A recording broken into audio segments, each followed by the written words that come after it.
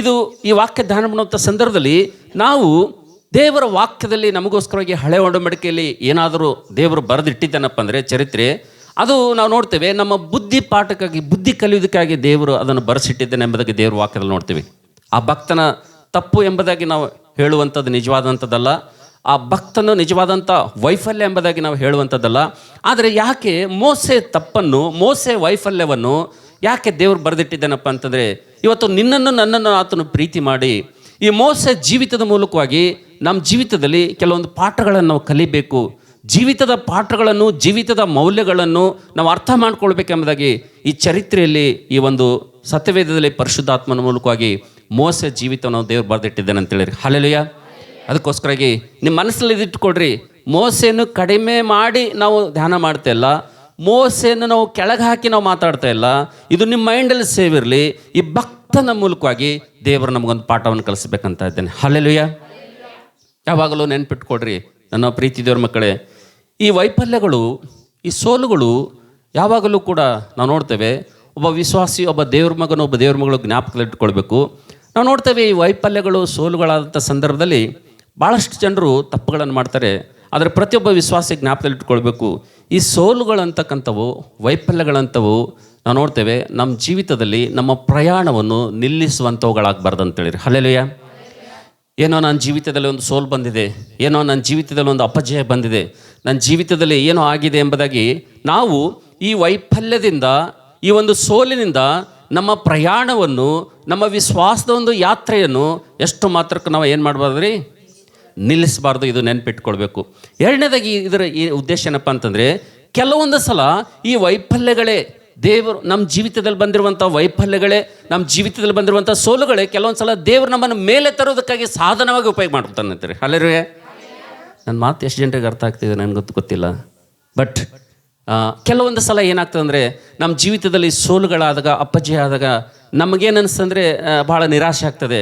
ಆದರೆ ಒಂದು ನೆನ್ಪಿಟ್ಕೊಡ್ಬೇಕು, ನಾವು ಈ 3 ವಿಷಯಗಳು ನೆನ್ಪಿಟ್ಕೋಬೇಕು. ಒಂದು, ವೈಫಲ್ಯಗಳು ಬಂದಾಗ, ಸೋಲುಗಳಾದಾಗ ನಾವು ಯಾವತ್ತೂ ಕೂಡ ಇದೇ ಅಂತ್ಯ, ಇಲ್ಲಿಗೆ ಮುಗೀತು, ಇದೇ ಲಾಸ್ಟು, ಇದೇ ಕೊನೆ, ಇನ್ನು ಮುಂದೆ ನನಗೆ ಯಾವುದು ನಿರೀಕ್ಷೆ ಬದುಕು ಇಲ್ಲ ಎಂಬುದಾಗಿ ನಾವು ತಿಳ್ಕೊಳ್ಬಾರ್ದು. ನಮ್ಮ ಜೀವಿತದಲ್ಲಿ ಎಂಥದ್ದೇ ವೈಫಲ್ಯ ಬರಲಿ, ನಮ್ಮ ಜೀವಿತದಲ್ಲಿ ಎಂಥದ್ದೇ ಸೋಲು ಬರಲಿ, ಆದರೆ ನಮ್ಮ ಜೀವಿತದಲ್ಲಿ ನಾವು ನೋಡಬೇಕು, ಇದು ನನ್ನ ಜೀವಿತದ, ಇದು ನನ್ನ ವಿಶ್ವಾಸ ಯಾತ್ರೆಯ, ಇದು ಅಂತ್ಯ ಅಲ್ಲ ಎಂಬುದಾಗಿ ಪ್ರತಿಯೊಬ್ಬ ವಿಶ್ವಾಸಿ ತಿಳ್ಕೊಳ್ಬೇಕಂತೇಳಿರಿ. ಹಲ್ಲೆಲೂಯಾ. ಮತ್ತು ಎರಡನೇದಾಗಿ ಇನ್ನೊಂದು ಏನು ನೆನ್ಪಿಟ್ಕೊಳ್ಬೇಕಪ್ಪ ಅಂತಂದರೆ, ನಮ್ಮ ಜೀವಿತದಲ್ಲಿ ಬರುವಂಥ ವೈಫಲ್ಯಗಳು, ನಮ್ಮ ಜೀವಿತದಲ್ಲಿ ಬರುವಂಥ ಸೋಲುಗಳು, ಅವು ಕೆಲವೊಂದು ಸಲ ದೇವರು ಏನು ಮಾಡ್ತಂದರೆ ನಮ್ಮ ಮೇಲಿಗಾಗಿ ಅವುಗಳನ್ನು ಏನು ಮಾಡ್ತಾನೆ, ಉಪಯೋಗ ಮಾಡ್ತಾನೆ ಅಂತೇಳಿರಿ. ಹಲ್ಲೆಲೂಯಾ. ಎಲ್ಲಿ ನಾವು ವೈಫಲ್ಯವಾಗ್ತೀವೋ, ಎಲ್ಲಿ ನಾವು ಅಪಜಯದ ಪಾಲಾಗ್ತೀವೋ, ಎಲ್ಲಿ ನಾವು ಸೋಲಿನ ಪಾಲನಾಗ್ತೀವೋ, ದೇವರು ಒಂದೊಂದು ಸಲ ಏನು ಮಾಡ್ತಂದರೆ ಒಬ್ಬೊಬ್ಬರ ಪ್ರವರ್ತನೆ ನೋಡಿ, ಒಬ್ಬೊಬ್ಬರ ಕ್ಯಾರೆಕ್ಟರ್ ನೋಡಿ ಏನು ಮಾಡ್ತಂದರೆ ಅವುಗಳನ್ನು ಉಪಯೋಗ ಮಾಡಿಕೊಂಡು ಅವುಗಳನ್ನು ನಮ್ಮ ಮೇಲಿಗಾಗಿ ಸಾಧನವಾಗಿ ಉಪಯೋಗ ಮಾಡ್ಕೊಳ್ತಾನೆ ಅಂತೇಳಿ. ಹಲ್ಲೆಲೂಯಾ. ಕೆಲವೊಂದು ಸಲ ಈ ಒಂದು ಅಪಜಯಗಳು ನಮ್ಮ ಒಂದು ಮೇಲಿಗಾಗಿ ದೇವರು ಸಾಧನವಾಗಿ ಉಪಯೋಗ ಮಾಡ್ತಾನೆ ಎಂಬುದಾಗಿ ಈ 2 ಮಾತು ತಿಳ್ಕೊಬೇಕು. ಮೂರನೇದಾಗಿ ಇನ್ನೊಂದನ್ನು ಏನು ನೆನ್ಪಿಟ್ಕೊಳ್ಬೇಕಪ್ಪ ಅಂತಂದರೆ, ನನ್ನ ಪ್ರೀತಿ ದೇವರ ಮಕ್ಕಳೇ, ಈ ವೈಫಲ್ಯಗಳಂಥವು, ಸೋಲುಗಳಂಥವು ತಡೆಯುವಂಥ ಶಕ್ತಿ, ತಪ್ಪಿಸಿಕೊಳ್ಳುವಂಥದ್ದು ಯಾರಲ್ಲಿಂದ ಕೂಡ ಸಾಧ್ಯ ಇಲ್ಲ ಅಂತೇಳಿರಿ. ಹಲ್ಲೆಲೂಯಾ. You cannot escape. ಇದರಿಂದ ನಾನು ತಪ್ಪಿಸ್ಕೊಳ್ತೀನಿ, ಇದರಿಂದ ನಾನು ಪಾರಾಗ್ತೀನಿ, ಯಾರಿಗೂ ಸಾಧ್ಯ ಇಲ್ಲ. ಇದು ನೆನಪಿಟ್ಕೊಳ್ಳು. ಸೋಲ್ ಅಂತಕ್ಕಂಥದ್ದು ಪ್ರತಿಯೊಬ್ಬರಿಗೆ ಇಟ್ಟ ಬುತ್ತಿ. ಅಪಜಯ ಅಂತಕ್ಕಂಥದ್ದು ಕೆಲವೊಂದು ಸಲ ನಮ್ಮ ಜೀವಿತದಲ್ಲಿ, ಸೋಲ್ ಅಂತಕ್ಕಂಥದ್ದು, ಅಪಜಯ ಅಂತಕ್ಕಂಥದ್ದು, ನಮ್ಮ ಜೀವಿತದಲ್ಲಿ ವೈಫಲ್ಯ ಅಂತಕ್ಕಂಥದ್ದು ಕಾಮನ್ ಆಗಿ ಬರ್ತಾವೆ. ಯಾರಲ್ಲಿಂದಲೂ ನಿಂದ್ರಿಸ್ಲಿಕ್ಕೆ ಸಾಧ್ಯ ಇಲ್ಲ, ಯಾರಲ್ಲಿಂದ ತಡಿಲಿಕ್ಕೆ ಸಾಧ್ಯ ಇಲ್ಲ, ಯಾರಲ್ಲಿಂದಲೂ ಅದರಿಂದ ಹೊರತಾಗಿ ಯಾರ ಜೀವಿತನೂ ಕೂಡ ಇಲ್ಲ. ನಾವು ನೋಡ್ತೇವೆ, ಮೋಸೆ ಅಂತ ದೊಡ್ಡ ಭಕ್ತನೇ, ದೇವರು ಆತನ ಸಾಕ್ಷಿ ಕೊಟ್ಟಂಥ ವ್ಯಕ್ತಿನೇ, ಇವತ್ತು ಮೋಸೆ ದೇವರೊಂದಿಗೆ ಮುಖಾಮುಖಿಯಾಗಿ ಮಾತಾಡೋಂಥ ವ್ಯಕ್ತಿನೇ ಇವತ್ತು ನಾವು ನೋಡ್ತಿದ್ದೇವೆ. ಆತನಲ್ಲಿ ಒಂದು ವೈಫಲ್ಯ ನಾವು ನೋಡ್ತಾ ಇದ್ದೀವಪ್ಪ ಅಂತಂದರೆ, ಆತನ ಇಂಥ ಅರಮನೆ ಜೀವಿತದಿಂದ ಆತನಿಗೆ ಈ ಒಂದು ಸೋಲು ಅರಣ್ಯಕ್ಕೆ ತೆಗೆದುಕೊಂಡು ಹೋಯ್ತಪ್ಪ ಅಂತಂದರೆ ನಾವು ನೋಡ್ತೇವೆ. ನನ್ನ ಪ್ರೀತಿ ದೇವರ ಮಕ್ಕಳೇ, ನಮ್ಮ ಜೀವಿತದಲ್ಲಿ ಮೋಸೆ ಜೀವಿತದ ಮೂಲಕವಾಗಿ ನಾವು ಒಂದು ಪಾಠನ ಕಲ್ತ್ಕೊಳ್ಬೇಕು. ಇವತ್ತು ನಮ್ಮ ಅಂಶ ಏನಪ್ಪ ಅಂತಂದರೆ, ವೈಫಲ್ಯದಿಂದ ನಾವು ನೋಡ್ತೇವೆ. ನನ್ನ ಪ್ರೀತಿ ದೇವರ ಮಕ್ಕಳೇ, ಯಾವತ್ತೂ ಕೂಡ ನಮ್ಮ ಜೀವಿತವನ್ನು ನಿಲ್ಲಿಸಬಾರ್ದು ಅಂತೇಳಿರಿ. ಹಲ್ಲೆಲೂಯಾ. ನಾನು ಮಾತಾಡ್ತಾ ಆಗ್ಲತ್ತದ ರೀ. ಈ ವರ್ಷದ ಕೊನೆಯ ಭಾಗ ಬಂದಿರುವಂಥ ನನ್ನ ಪ್ರೀತಿಯ ಸಹೋದರಿ, ನಿನ್ನ ಜೀವಿತದಲ್ಲಿ ಅನೇಕ ವೈಫಲ್ಯಗಳಾಗಿರ್ಬೋದು, ಇಲ್ಲಿ ತನಕ ನಿನ್ನ ಕುಟುಂಬದಲ್ಲಿ ಅನೇಕ ಸೋಲುಗಳಾಗಿರ್ಬೋದು, ನಿನ್ನ ಜೀವಿತದಲ್ಲಿ ಇಲ್ಲಿ ತನಕ ಅನೇಕ ಒಂದು ವೈಫಲ್ಯಗಳು, ಸೋಲುಗಳಾಗಿರ್ಬೋದು. ಬಟ್ ನಾನು ನಿಮ್ಮನ್ನು ಉತ್ಸಾಹಪಡಿಸಲು ಈ ಮಾತನ್ನು ಹೇಳ್ತೇನೆ. ಕ್ರಿಸ್ತನ ನಾಮದಲ್ಲಿ ನಿಮ್ಮನ್ನು ಬಲಪಡಿಸಲು ಈ ಮಾತನ್ನು ಹೇಳ್ತೇನೆ. ಅದೇ ನಿನ್ನ ಜೀವಿತದ ಅಂತ್ಯವಲ್ಲ. ಅದನ್ನು ಒಂದೊಂದು ಸಲ ದೇವರು ಏನು ಮಾಡ್ತಾನೆಂದರೆ ನಿನ್ನನ್ನು ಮೇಲೆ ಎತ್ತಲು ಅದನ್ನು ಸಾಧನವಾಗಿ ಉಪಯೋಗ ಮಾಡ್ಕೊಳ್ತಾನೆ. ನೀನು ಮರಿಬೇಡ ತಂಗಿ, ಮರಿಬೇಡ ತಮ್ಮ. ಅದಕ್ಕೋಸ್ಕರಾಗಿ ಇವತ್ತು ನಾವು ಮೋಸೆ ವೈಫಲ್ಯದ ಮೂಲಕವಾಗಿ ನಾವು ಒಂದು 3 ವಿಷಯಗಳನ್ನು ನೋಡೋಣ. ಮೊಟ್ಟ ಮೊದಲದಾಗಿ ನಾವು ನೋಡ್ತೇವೆ ನನ್ನ ಪ್ರೀತಿ ದೇವ್ರ ಮಕ್ಕಳೇ, ಇವತ್ತು ಮೋಸೆ ಒಂದು ವೈಫಲ್ಯಕ್ಕೆ, ಮೋಸೆ ಒಂದು ಅರಣ್ಯದ ಪಾಲಾಗಲು, ಆತನು ಅರಮನೆ ಬಿಟ್ಟು 40 ವರ್ಷ ಅಡವಿಯ ಪಾಲಾಗಲು, ಇವತ್ತು ಮೋಸೆ ಜೀವಿತದಲ್ಲಿ ಇಂಥ ಭಯಂಕರವಾದಂಥ ಭಯ ಅಂತಕ್ಕಂಥದ್ದು, ಆತನು ಓಡಿ ಹೋಗುವಂಥ ಪರಿಸ್ಥಿತಿ, ಆತನು ಅಂಜುವಂಥ ಭಯಪಡುವಂಥ ಪರಿಸ್ಥಿತಿ, ತನ್ನ ಸ್ವಜನರನ್ನು ಬಿಟ್ಟು ತನ್ನ ಸ್ವದೇಶವನ್ನು ಬಿಟ್ಟು ಆತನು ಮಿದ್ಯಾನ ದೇಶಕ್ಕೆ, ಮಿದ್ಯಾನ ಅರಣ್ಯಕ್ಕೆ ಆತನು ಓಡಿ ಹೋಗುವಂಥ ಪರಿಸ್ಥಿತಿ ಆದರೂ ಯಾಕೆ ಬಂತು ಎಂಬುದಾಗಿ ದೇವರ ವಾಕ್ಯದಲ್ಲಿ ನೋಡುವಂಥ ಸಂದರ್ಭದಲ್ಲಿ ಒಂದು 3 ವಿಷಯಗಳನ್ನು ನೋಡಿ ನಾವು ಪಾಠವನ್ನು ಕಲ್ಕೊಳ್ಳೋಣ. ಮೊಟ್ಟ ಮೊದಲದಾಗಿ ನನ್ನ ಪ್ರೀತಿ ದೇವರ ಮಕ್ಕಳೇ, ಮೋಸೆಯ ಒಂದು ಸೋಲಿಗೆ, ಮೋಸೆ ಒಂದು ಅಪಜಯಕ್ಕೆ, ಮೋಸೆ ನಾವು ನೋಡ್ತೇವೆ ಆತನು ಅರಣ್ಯದ ಪಾಲಾಗಲಿಕ್ಕೆ ನಾವು ನೋಡ್ತೇವೆ ಆತನು ತೆಗೆದುಕೊಂಡಿರುವಂಥ ತೀರ್ಮಾನ, ಆತನು ಮಾಡಿರುವಂಥ ನಿರ್ಣಯ ಎಂಬುದಾಗಿ ನೋಡ್ತೀವಿ ಅಂತೇಳಿ. ಹಲ್ಲೆಲೂಯಾ. ಏನ್ರಿ ಮೋಸೆ ಮಾಡಿದಂಥ ಒಂದು ತಪ್ಪು, ಆ ತಪ್ಪು ಆದಮೇಲೆ ಆತನು ತೆಗೆದುಕೊಂಡಂಥ ನಿರ್ಣಯ. ಅದಕ್ಕೆ ನನ್ನ ಪ್ರೀತಿ ದೇವರ ಮಕ್ಕಳೇ, ಈ ನಿರ್ಣಯ ಅಂತಕ್ಕಂಥದ್ದು, ಈ ತೀರ್ಮಾನ ಅಂತಕ್ಕಂಥದ್ದು ಒಬ್ಬ ವ್ಯಕ್ತಿ ಜೀವಿತದಲ್ಲಿ ಎಷ್ಟು ಪ್ರಾಮುಖ್ಯವಾಗಿರ್ತದೆ ಅಂದರೆ, ನೀವು ಆಲೋಚನೆ ಮಾಡಿರಿ. ಇವತ್ತು ನಾವು ಏನಾರೇ ಇದ್ದೀವಪ್ಪ ಅಂತಂದರೆ, ಹಿಂಗಿದ್ದೀವಂತಂದರೆ, ಇದು ಯಾವುದರಿಂದ ಇದ್ದೀವಪ್ಪ ಅಂತಂದರೆ, ಇದು ಆವತ್ತು ನಾವು ತೆಗೆದುಕೊಂಡಂಥ ನಿರ್ಣಯದಿಂದಲೇ ಇವತ್ತು ಈ ಸ್ಥಿತಿಯಲ್ಲಿ ಇದ್ದೀವಿ ಅಂತೇಳಿ. ಹಲ್ಲೆಲೂಯಾ. ಕೆಲವೊಬ್ಬರು ತೆಗೆದುಕೊಂಡಂಥ ನಿರ್ಣಯದಿಂದ ಅವರು ಸಂತೋಷವಾಗಿದ್ದಾರೆ, ಅವರು ಆನಂದವಾಗಿದ್ದಾರೆ, ಅವರು ಭಕ್ತಿಯಲ್ಲಿದ್ದಾರೆ, ಅವರು ಸ್ಪಿರಿಚುಯಾಲಿಟಿಯಲ್ಲಿದ್ದಾರೆ ಅವರು ತೆಗೆದುಕೊಂಡಂಥ ನಿರ್ಧಾರದಿಂದ. ಕೆಲವೊಬ್ಬರು ಅವರು ತೆಗೆದುಕೊಂಡಂಥ ನಿರ್ಧಾರದಿಂದಲೇ ಇವತ್ತು ಈ ವರ್ಷದ ಕೊನೆಯ ಭಾಗ ಬಂದರೂ ಕೂಡ ಅವ್ರ ಹೃದಯದಲ್ಲಿ ದುಗುಡ ಅಂತಕ್ಕಂಥದ್ದು, ಅವ್ರ ಹೃದಯದಲ್ಲಿ ಭಯ ಅಂತಕ್ಕಂಥದ್ದು, ಅವ್ರ ಹೃದಯದಲ್ಲಿ ಭವಿಷ್ಯತ್ತಿನ ಕುರಿತು ಮುಂದೆ ಏನಾಗ್ತದೆ ಅಂತಕ್ಕಂಥ ಭಯ ಅವ್ರಿಗೆ ಕಾಡ್ತಾ ಇರ್ತದೆ. ಅನೇಕರು ಚಿಂತೆಯಲ್ಲಿ, ಅನೇಕರು ಬಾಧೆಯಲ್ಲಿ ಇವತ್ತು ಇದ್ದಾರಪ್ಪ ಅಂತಂದರೆ, ಕೆಲವೊಬ್ಬರು ಸಂತೋಷವಾಗಿದ್ದಾರಪ್ಪ ಅಂದರೆ, ಕೆಲವೊಬ್ಬರು ದುಃಖದಲ್ಲಿದ್ದಾರಪ್ಪ ಅಂದರೆ, ಇದಕ್ಕೆಲ್ಲ ಕಾರಣ ಏನಪ್ಪ ಅಂತಂದರೆ ಅವರು ತೆಗೆದುಕೊಂಡಿರುವಂಥ ನಿರ್ಣಯನೇ ಅಂತೇಳಿರಿ. Hallelujah, hallelujah. ಅದಕ್ಕೋಸ್ಕರಾಗಿ ನನ್ನ ಪ್ರೀತಿ ದೇವರ ಮಕ್ಕಳೇ, ಇವತ್ತು ಮೋಸೆ ವೈಫಲ್ಯಕ್ಕೆ ಆತನು ಮಾಡಿರುವಂಥ ಒಂದು ತಪ್ಪೇನಪ್ಪ ಅಂದರೆ, ಆತನು ತೆಗೆದುಕೊಂಡಂಥ ನಿರ್ಣಯ, ಆತನು ಮಾಡಿದಂಥ ತೀರ್ಮಾನ. ಸೊ ಇವತ್ತು ನಾವು ಒಂದು 3 ತೀರ್ಮಾನಗಳನ್ನು ನೋಡೋಣ. ನಾವು ದೇವರ ಮಂದಿರಕ್ಕೆ ಬಂದಿರುವಂಥ ನಾವು ಮೋಸೆ ಜೀವಿತದ ಮೂಲಕವಾಗಿ ನಾವು ಕೂಡ ನಮ್ಮ ಜೀವಿತದಲ್ಲಿ ತೀರ್ಮಾನ ತೆಗೆದುಕೊಳ್ಳುವಂಥ ಸಂದರ್ಭದಲ್ಲಿ, ನಿರ್ಣಯ ಮಾಡುವಂಥ ಸಂದರ್ಭದಲ್ಲಿ, ನಿರ್ಣಯ ಕಾಲ ಬಂದಂಥ ಸಂದರ್ಭದಲ್ಲಿ ನಾವು ಏನು ಮಾಡಬೇಕಪ್ಪ ಅಂತಂದರೆ ಆಲೋಚನೆ ಮಾಡಿ ನಿರ್ಧಾರಗಳನ್ನು ತೆಗೆದುಕೊಳ್ಬೇಕಂತೇಳಿ. ಹಲ್ಲೆಲೂಯಾ. ಏನು ಮಾಡ್ಬೇಕ್ರಿ? ಆಲೋಚನೆ ಮಾಡಿ ನಿರ್ಧಾರಗಳನ್ನು ತೆಗೆದುಕೊಳ್ಬೇಕು. ಯಾವ ರೀತಿಗೆ ತೆಗೆದುಕೊಳ್ಬೇಕೆಂಬುದಾಗಿ ಒಂದು 3 ವಿಷಯ ನಿಮ್ಮ ಜೊತೆ ನಾನು ಮಾತಾಡ್ತೀನಿ. ಬನ್ನಿ ಬೇಗನೆ ವಿಮೋಚನೆ ಕಾಂಡ 2ನೇ ಅಧ್ಯಾಯ 11ನೇ ವಚನ ದಯವಿಟ್ಟು ಯಾರಾದರೂ ಓದಿ ನನಗೆ ಸಹಾಯ ಮಾಡಿರಿ. ವಿಮೋಚನೆ ಕಾಂಡ 2ನೇ ಅಧ್ಯಾಯ 11ನೇ ವಚನ. ಮೋಶೆ ದೊಡ್ಡವನಾದ ಮೇಲೆ ಸ್ವಜನರ ಬಳಿಗೆ ಹೋಗಿ ಇವರ ಬಿಟ್ಟಿ ಕೆಲಸಗಳನ್ನು ನೋಡುತ್ತಿದ್ದನು. ಒಂದು ದಿವಸ ಅವನು ತನ್ನ ಜನರಾದಂತ ಇಬ್ರಿಯರೊಳಗೆ ಒಬ್ಬನನ್ನು ಐಗುಪ್ತನೊಬ್ಬನು ಹೊಡೆಯುವುದನ್ನು ಕಂಡು ಮೋಶೆ ಅತ್ತಿತ್ತ ನೋಡಿ ಯಾರು ಇಲ್ಲವೆಂದು ತಿಳಿದು ಐಗುಪ್ತನನ್ನು ಹೊಡೆದು ಹಾಕಿ ಅವನ ಶವವನ್ನು ಮರಳಿನಲ್ಲಿ ಮುಚ್ಚಿಟ್ಟನು. ಹಲ್ಲೆಲೂಯಾ. ನಾವು ನೋಡ್ತೇವೆ ನನ್ನ ಪ್ರೀತಿ ದೇವಜನರೇ, ಮೋಸೆ ಮಾಡಿದಂಥ ಒಂದು ತಪ್ಪೇನಪ್ಪ ಅಂದರೆ, ಮೋಸೆ ಜೀವಿತಕ್ಕೆ, ಆತನ ಸೋಲಿಗೆ, ಆತನ ವೈಫಲ್ಯಕ್ಕೆ, ಆತನ ಅರಣ್ಯದ ಪಾಲಿಗೆ ಕಾರಣ ಏನಪ್ಪ ಅಂತಂದರೆ, ನಾವು ನೋಡ್ತೇವೆ ಅಲ್ಲಿ ಸ್ವಜನರು ಇಬ್ಬರು ಇರ್ತಾರೆ. ಅಲ್ಲಿ ಐಗುಪ್ತನೊಬ್ಬನು ಬಂದು ಹೊಡೆಯುವುದನ್ನು ನೋಡ್ತಾನೆ.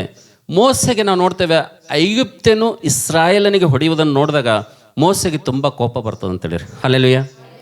ಮೋಸೆಗೆ ಏನು ಬರ್ತದೆ ರೀ? ಮೋಸೆಗೆ ತುಂಬ ಕೋಪ ಬರ್ತದೆ. ಯಾವಾಗ ತನ್ನ ಸ್ವಜನದವನಿಗೆ ಈ ಒಂದು ಐಗುಪ್ತನು ಹೊಡೆಯುವುದನ್ನು ಮೋಸೆ ನೋಡ್ತಾನೋ, ಮೋಸೆ ನೋಡಿದ ತಕ್ಷಣ ಈ ಮೋಸೆಗೆ ತುಂಬ ಕೋಪ ಬಂದುಬಿಡ್ತದೆ. ಮೋಸೆಗೆ ಕೋಪ ಬಂದು ಏನು ಮಾಡ್ತಾನಂದರೆ, ತನ್ನ ಕೋಪವನ್ನು ತಾಳಿಕೊಳ್ಳಲಾರದೆ, ತನ್ನ ಕೋಪವನ್ನು ತನ್ನ ಹತೋಟಿಯಲ್ಲಿ, ತನ್ನ ಸ್ವಾಧೀನದಲ್ಲಿ ಇಟ್ಕೊಳ್ಳದೆ ಆತನ ಏನು ಮಾಡ್ತಾನಪ್ಪ ಅಂತಂದರೆ, ಆ ಐಗುಪ್ತನನ್ನು ಒಂದೇ ಏಟಿಗೆ ಹೊಡೆದು ಏನು ಮಾಡ್ತಾನಂದರೆ ಸಾಯಿಸಿಬಿಡ್ತಾನಂತೇಳಿ. ಹಲ್ಲೆಲೂಯಾ. ಒಂದೇ ಏಟಿಗೆ ಹೊಡೆದು ಆತನನ್ನು ಸಾಯಿಸಿ ಅದೇ ಸ್ಥಳದಲ್ಲಿ ಸಮಾಧಿ ಮಾಡಿಬಿಡ್ತಾನಂತೇಳಿರಿ. ಹಲ್ಲೆಲೂಯಾ. ನನ್ನ ಪ್ರೀತಿಯ ದೇವರ ಮಕ್ಕಳೇ, ದೇವರ ವಾಕ್ಯದಲ್ಲಿ ನೋಡ್ತೇವೆ ವಿಮೋಚನೆ ಕಾಂಡ 2ನೇ ಅಧ್ಯಾಯ 11ನೇ ವಚನದಲ್ಲಿ ಯಾವಾಗ ನಾವು ನೋಡ್ತೇವೆ ಮೋಸೆಗೆ ಕೋಪ ಅಂತಕ್ಕಂಥದ್ದು ಬಂತು, ಆವಾಗ ಏನು ಮಾಡ್ತಾನಂದರೆ ಒಂದು ಕೆಲಸ ಮಾಡ್ತಾನಂತ. ಒಂದು ತೀರ್ಮಾನ ಮಾಡ್ತಾನೆ ಆತನು, ಒಂದು ನಿರ್ಣಯ ಮಾಡ್ತಾನೆ ಆತನು, ಒಂದು ನಿರ್ಣಯ ಮಾಡ್ತಾನೆ, ಒಂದು ತೀರ್ಮಾನ ಮಾಡ್ತಾನೆ. ಏನು ಮಾಡ್ತಾನೆ ಅಂದರೆ ಆ ಕೋಪದಲ್ಲಿ ಐಗುಪ್ತನನ್ನು ಹೊಡೆದು ಏನು ಮಾಡ್ತಾನೆ ಆತನು ಸಾಯಿಸಿಬಿಡ್ತಾನೆ ಅಂತೇಳಿ. ಇವತ್ತು ಸಭೆಯಾಗಿ ಕೂಡಿ ಬಂದಿರುವಂಥ ನನ್ನ ದೇವ್ರ ಮಕ್ಕಳೇ, ವಿಶ್ವಾಸಿ ಮಕ್ಕಳೇ, ದೇವ ಜನರೇ, ಇವತ್ತು ನಿಮ್ಮ ಜೀವಿತದಲ್ಲಿ ನೀವು ನಿರ್ಣಯಗಳನ್ನು ತೆಗೆದುಕೊಳ್ಳುವಂಥ ಸಂದರ್ಭದಲ್ಲಿ, ನಿಮ್ಮ ಜೀವಿತದಲ್ಲಿ ತೀರ್ಮಾನಗಳನ್ನು ತೆಗೆದುಕೊಳ್ಳುವಂಥ ಸಂದರ್ಭದಲ್ಲಿ ನಾವು ನೋಡ್ತೇವೆ ಯಾವ ಸಮಯದಲ್ಲಿ ನಾವು ತೀರ್ಮಾನಗಳನ್ನು ತೆಗೆದುಕೊಳ್ಬಾರ್ದಪ್ಪ ಅಂತಂದರೆ, ಯಾವ ಸಂದರ್ಭಗಳಲ್ಲಿ ನಾವು ನಮ್ಮ ಜೀವಿತದಲ್ಲಿ ನಿರ್ಣಯಗಳನ್ನು ಮಾಡಬಾರ್ದಪ್ಪ ಅಂತಂದರೆ, ನಮ್ಮ ಜೀವಿತದಲ್ಲಿ ಯಾವಾಗ ನಾವು ಹೆಚ್ಚು ಕೋಪಿಷ್ಠರಾಗ್ತೀವೋ, ಕೋಪ ಬರ್ತದೋ ಅವಾಗ ನಾವು ನಿರ್ಣಯಗಳನ್ನು ಮಾಡಬಾರ್ದು ಅಂತೇಳಿ, ಅವಾಗ ಒಂದು ತೀರ್ಮಾನ ತಗೊಲಿಕ್ಕೆ ಹೋಗಬಾರ್ದು ಅಂತೇಳಿರಿ. ನಾವು ಇನ್ನೊಂದು ಮಾತಲ್ಲಿ ಹೇಳಬೇಕಪ್ಪ ಅಂತಂದರೆ, ನಮ್ಮ ಜೀವಿತದಲ್ಲಿ ಹೆಚ್ಚು ಯಾವಾಗ ನಾವು ನಗ್ತಾ ಇರ್ತೀವಲ್ಲ, ಹೆಚ್ಚು ಖುಷಿಯಿಂದ ಸಂತೋಷ ಪಡ್ತೀವಲ್ಲ, ಅವಾಗ ತಕ್ಷಣ ನಿರ್ಧಾರ ತಗೊಳಕ್ಕೆ ಹೋಗ್ಬಾರ್ದು. ನಾವು ಹೆಚ್ಚು ಕೋಪ ಬಂದಾಗ ಏನು ಮಾಡಬಾರ್ದು, ನಿರ್ಣಯ ತಗೊಳಕ್ಕೆ ಹೋಗ್ಬಾರ್ದು. ಹೆಚ್ಚು ಖುಷಿಯಾಗಿ ಸಂತೋಷ ಪಡ್ತಾ ಇರ್ತೀವಲ್ಲ, ಅವಾಗ ಏನು ಮಾಡಬಾರ್ದು, ನಿರ್ಣಯ ತಗೋಬಾರ್ದು. ಅದಾದ ಮೇಲೆ ಹೆಚ್ಚು ನಾವು ಅವಮಾನದ ಪಾಲಾಗ್ತೀವಿ, ಹೆಚ್ಚು ನಮಗೆ ಅವಮಾನದ ಪಾಲಾಗ್ತೀವಿ. ಹೆಚ್ಚು ನಾವು ಏನು ಮಾಡ್ತೀವಿ ಅಂದರೆ, ಅನೇಕರು ನಮ್ಮನ್ನು ನೋಡಿ ಅವಮಾನ ಮಾಡುವಂಥ ಸಂದರ್ಭದಲ್ಲಿ ನಾವು ಡಿಸಿಷನ್ ಮಾಡ್ತೀವಿ, ಒಂದು ತೀರ್ಮಾನ ತೊಗೊಂಡ್ಬಿಡ್ತೀವಿ. ನಾವು ಏನು ತೀರ್ಮಾನ ತೊಗೋತೀವಿ ಅಂದರೆ, ಈ ಅವಮಾನದಿಂದ ನಾ ಏನಾಗಬೇಕು, ಪಾರಾಗಬೇಕು. ಈ ಒಂದು ಸೊಸೈಟಿಯಿಂದ, ಈ ಸಮಾಜದಿಂದ, ಈ ಜನರಿಂದ ನಾನೇನಾಗಬೇಕು, ಪಾರಾಗಬೇಕು ಅಂಥೇಳಿ ಏನು ಮಾಡ್ತೀವಂದರೆ, ಅವಾಗ ಏನು ಮಾಡ್ತೀವಂದರೆ ನಾವು ಏನು ಮಾಡ್ತೀವಂದರೆ ನಿರ್ಣಯಗಳನ್ನು ನಾವು ತೆಗೆದುಕೊಳ್ಬಿಡ್ತೀವಿ ಅಂತೇಳಿರಿ. ನನ್ನ ಪ್ರೀತಿ ದೇವ್ರ ಮಕ್ಕಳೇ, ಒಂದು ವೇಳೆ ನಿಮ್ಮ ಜೀವಿತದಲ್ಲಿ ನಿಮಗೆ ಹೆಚ್ಚು ಕೋಪ ಬಂದಾಗ, ನಿಮ್ಮ ಜೀವಿತದಲ್ಲಿ ನಿಮಗೆ ಹೆಚ್ಚು ದುಃಖ ಆದಾಗ, ನಿಮ್ಮ ಜೀವಿತದಲ್ಲಿ ಹೆಚ್ಚು ನಿಮಗೆ ಅವಮಾನ ಆದಾಗ, ನೀವು ಒಂದು ವೇಳೆ ತೀರ್ಮಾನ ತೆಗೆದುಕೊಂಡ್ರಪ್ಪ ಅಂತಂದ್ರೆ, ಅಂಥ ಸಂದರ್ಭದಲ್ಲಿ ಒಂದು ನಿರ್ಣಯ ನೀವು ಮಾಡಿದ್ರಪ್ಪ ಅಂತಂದರೆ, ಆ ನಿರ್ಣಯ, ಆ ತೀರ್ಮಾನ ಬರುವಂಥ ದಿನಮಾನಗಳಲ್ಲಿ ನಿಮ್ಮ ಜೀವಿತದ ಮೇಲೆ ಎಷ್ಟೊಂದು ಪ್ರಭಾವ ಬೀರ್ತದಪ್ಪ ಅಂದರೆ, ಎಷ್ಟೊಂದು ಪರಿಣಾಮಕಾರಿಯಾಗಿರ್ತದಪ್ಪ ಅಂತಂದರೆ, ನೀವು ಎದೆಯನ್ನು ಹರ್ಕೊಂಡು ಎದೆಯನ್ನು ಬಡ್ಕೊಂಡ್ರೂ ಕೂಡ ಯಾರು ಬಂದು ಆ ಸಮಸ್ಯೆಯಿಂದ ನಿಮ್ಗೆ ಬಿಡಿಸ್ಲಿಕ್ಕೆ ಸಾಧ್ಯ ಇಲ್ಲ ಅಂತೇಳಿರಿ. ಹಲ್ಲೆಲೂಯಾ. ಅದಕ್ಕೆ ದೇವ್ರ ಮಕ್ಕಳು ಇವತ್ತು ಮೋಸೆ ಮೂಲಕವಾಗಿ ದೇವರು ನಮ್ಮ ಜೊತೆ ಮಾತಾಡ್ತಾ ಇದ್ದೇನೆ. ನಮ್ಮ ಜೀವಿತದಲ್ಲಿ ತಪ್ಪಾದಂಥ ಹೆಜ್ಜೆಗಳನ್ನ ನಾವು ಇಡಬಾರ್ದು, ತಪ್ಪಾದಂಥ ನಿರ್ಣಯಗಳನ್ನು ನಾವು ಮಾಡಬಾರ್ದು. ನಾವು ನಿರ್ಣಯ ಮಾಡಬೇಕಪ್ಪ ಅಂತಂದರೆ, ನಾವು ತೀರ್ಮಾನಗಳನ್ನು ತೆಗೆದುಕೊಳ್ಬೇಕಪ್ಪ ಅಂತಂದರೆ, ನಮ್ಮ ಜೀವಿತದಲ್ಲಿ ಹೆಚ್ಚು ಕೋಪ ಬಂದಾಗ, ನಮ್ಮ ಜೀವಿತದಲ್ಲಿ ಹೆಚ್ಚು ಸಂತೋಷ ಆದಾಗ, ನಮ್ಮ ಜೀವಿತದಲ್ಲಿ ಹೆಚ್ಚು ದುಃಖಕ್ಕೊಳಗಾದಾಗ, ನಮ್ಮ ಜೀವಿತದಲ್ಲಿ ಹೆಚ್ಚು ಅವಮಾನ ಆದಾಗ ನಾವು ಯಾವುದೇ ತೀರ್ಮಾನ ತೆಗೆದುಕೊಳ್ಳಿಕ್ಕೆ ಆ ಥರ ಮಾಡಬಾರ್ದು. ನೆನ್ಪಿಟ್ಕೋರಿದು. ಇವತ್ತು ಲೋಕದಲ್ಲಿ ಅದೇ ಆಗ್ತಾಯಿದೆ ರೀ, ಇವತ್ತು ಸಮಾಜದಲ್ಲಿ ಅದೇ ಆಗ್ತಾಯಿದೆ. ಯಾರೋ ಅವಮಾನ ಮಾಡಿದ್ರಂತೇಳಿ ಹೋಗಿ ಸೂಸೈಡ್ ಮಾಡ್ಕೊಳ್ಳೋದು, ಯಾರೋ ಬಂದು ನನಗೆ ಹೀಗೆ ಮಾಡ್ತಾರಂತೇಳಿ ಆತ್ಮಹತ್ಯೆ ಮಾಡ್ಕೊಳ್ಳೋದು, ಯಾರೋ ಬಂದು ಏನೋ ಮಾಡ್ತಾರಂತೇಳಿ ಎಮೋಷ್ನಲ್ದಾಗಿ ಯಾವಾಗ ಹೋಗಿ ನಾವು ಇವ್ರು ಬಂದು ಹಾಗೆ ಮಾಡ್ತಾರೆ, ಅವ್ರ ಎದುರು ನನ್ನ ಮರ್ಯಾದೆ ಹೋಗ್ತದೆ, ಇವರು ಹಾಗೆ ಮಾಡ್ತಾರೆ, ಅವ್ರು ಹಾಗೆ ಮಾಡ್ತಾರೆ ಅಂತೇಳಿ ಸಿಟ್ಟು ಬಂದಾಗ, ಕೋಪ ಬಂದಾಗ, ಅವಮಾನದಾಗ ಆ ಥರದ ಒಂದು ನಿರ್ಧಾರವನ್ನು, ಒಂದು ತೀರ್ಮಾನವನ್ನು ನೀನು ಮಾಡಿದಪ್ಪ ಅಂತಂದರೆ, ನಿನ್ನ ಜೀವಿತದಲ್ಲಿ ನಿಜ ಪ್ರೀತಿಯ ದೇವ್ರ ಮಕ್ಕಳೇ, ನಿಮ್ಮ ಜೀವಿತದಲ್ಲಿ ಯಾರೂ ಕೂಡ ಬಗೆಹರಿಸಲಾರದಂಥ ಸಮಸ್ಯೆಯಲ್ಲಿ ಸಿಕ್ಬಿಡ್ತೀರಿ. ನಿಮ್ಮ ಎದೆ ಬಗೆದುಕೊಂಡ್ರೂ ಕೂಡ ಯಾವುದೇ ವ್ಯಕ್ತಿ, ಯಾವುದೇ ಸಹಾಯ ಅಂತಕ್ಕಂಥದ್ದು ಈ ಲೋಕದಲ್ಲಿ ನಿಮ್ಗೆ ಸಿಗೋದಿಲ್ಲ. ನಿಮ್ಮ ಜೀವಿತದಲ್ಲಿ ಯಾವತ್ತೂ ಕೂಡ ನೀವು ಮೇಲೆ ಬರಲಿಕ್ಕೆ ಸಾಧ್ಯವಿಲ್ಲ. ನಿಮಗೆ ಸಮಾಧಿನೇ ಗತಿ ಆಗ್ತದೆ ಅಂತೇಳಿರಿ. ಹಲ್ಲೆಲೂಯಾ. ಅದಕ್ಕೋಸ್ಕರವಾಗಿ ನನ್ನ ಪ್ರೀತಿ ದೇವ್ರ ಮಕ್ಕಳೇ, ಮೋಸೆಗೆ ತನಗೆ ಕೋಪ ಬಂತು, ಆತನ ಹೊಡೆದು ಸಾಯಿಸಿಬಿಟ್ಟನಂತೇಳಿರಿ. ಇವತ್ತು ನಮ್ಮ ಜೀವಿತದಲ್ಲಿ ಇವತ್ತು ನಾವೆಲ್ಲರೂ ಕೂಡ ದೇವರ ಮಕ್ಕಳಾಗಿರೋದ್ರಿಂದ ಮೋಸೆ ಮೂಲಕವಾಗಿ ನಮ್ಮ ಜೀವಿತಕ್ಕೆ ಒಂದು ಪಾಠವನ್ನು ಕಲ್ತ್ಕೊಳ್ಬೇಕು. ನಾವು ಯಾವಾಗ ತೀರ್ಮಾನ ತೆಗೆದುಕೊಳ್ಬೇಕು, ನಾವು ಯಾವಾಗ ನಿರ್ಧಾರಗಳನ್ನು ಮಾಡಬೇಕು, ಯಾವಾಗ ನಿರ್ಣಯಗಳನ್ನು ಮಾಡಬೇಕಂತ ಜ್ಞಾನ ನಮ್ಮಲ್ಲಿರ್ಬೇಕಂತೇಳಿರಿ. ಇವತ್ತು ಎಷ್ಟೋ ಜನ ಎಮೋಷ್ನಲ್ ಆಗಿ ಏನು ಮಾಡ್ತಾರಪ್ಪ ಅಂತಂದರೆ ತೀರ್ಮಾನ ತೆಗೆದುಕೊಂಡ್ಬಿಡ್ತಾರೆ. ಇವತ್ತು ಯವನಸ್ಥರಿಗೆ, ಹುಡುಗಿಯರಿಗೆ ನೋಡ್ತೀವಿ ನಾವು, ಹುಡುಗರಿಗೆ ನೋಡ್ತೀವಿ. ಇವತ್ತು ಯವನಸ್ಥರಿಗೆ ಭಾವೋದ್ವೇಗಕ್ಕೆ ಅವ್ರು ಒಳಗಾಗ್ತಾರೆ ಅಂತೇಳಿ. ಯಾವುದು ಪ್ರೀತಿಸುವಂಥ ಹುಡುಗ ಒಂದು ಮಾತು ಹೇಳ್ದನಂದರೆ, ಆ ಮಾತು ರಾತ್ರಿ ಹಗಲು ತಲೆಯಲ್ಲಿ ಗೀ ಅಂತ ಕೊರಿತಾ ಇರ್ತದೆ ಆಕೆಗೆ. ಅವ ಹೇಳ್ತಾನೆ, ನೀ ಇರಲಿಲ್ಲ ಅಂದರೆ ನಾನು ಸತ್ತು ಹೋಗ್ತೀನಿ ಅಂತ ಆತನ. ಅವ ಸಾಯಕ್ಕಿನ ಮೊದಲು ಈಕಿನೇ ಸತ್ತು ಹೋಗ್ತಾಳೆ. ಹೌದಲ್ಲ? ಅವ ಸಾಯಲ್ಲ, ಯಾರು ಸಾಯ್ತಾರ? ಈ ರೀತಿಗೆ ನಮ್ಮನ್ನು ಭಾವೋದ್ವೇಗ ತರುವಂಥ, ಎಮೋಷ್ನಲ್ಲಿ ಬರುವಂಥ ಅನೇಕ ಸಂಗತಿಗಳು ನಮ್ಮ ಜೀವಿತದಲ್ಲಿ ಬರ್ತಾವ. ಎಲ್ಲರಿಗೆ ಬರ್ತಾವ. ಯೌವನಸ್ಥರಿಗೆ ಬರ್ತಾವ, ದೊಡ್ಡವ್ರಿಗೆ ಬರ್ತಾವ, ಹಿರಿಯರಿಗೆ ಬರ್ತಾವ, ಕುಟುಂಬ ಕಟ್ಟದವ್ರಿಗೆ ಬರ್ತಾವ, ಕುಟುಂಬ ಕಟ್ಟಲಾದವ್ರಿಗೆ ಬರ್ತಾವ, ನಾಯಕರಿಗೆ ಬರ್ತಾವ, ಪಾಸ್ಟ್ರುಗಳಿಗೆ ಬರ್ತಾವ, ಸೇವೆ ಮಾಡುವಂಥ ಸೇವಕರಿಗೆ ಕೂಡ ಬರ್ತಾವ.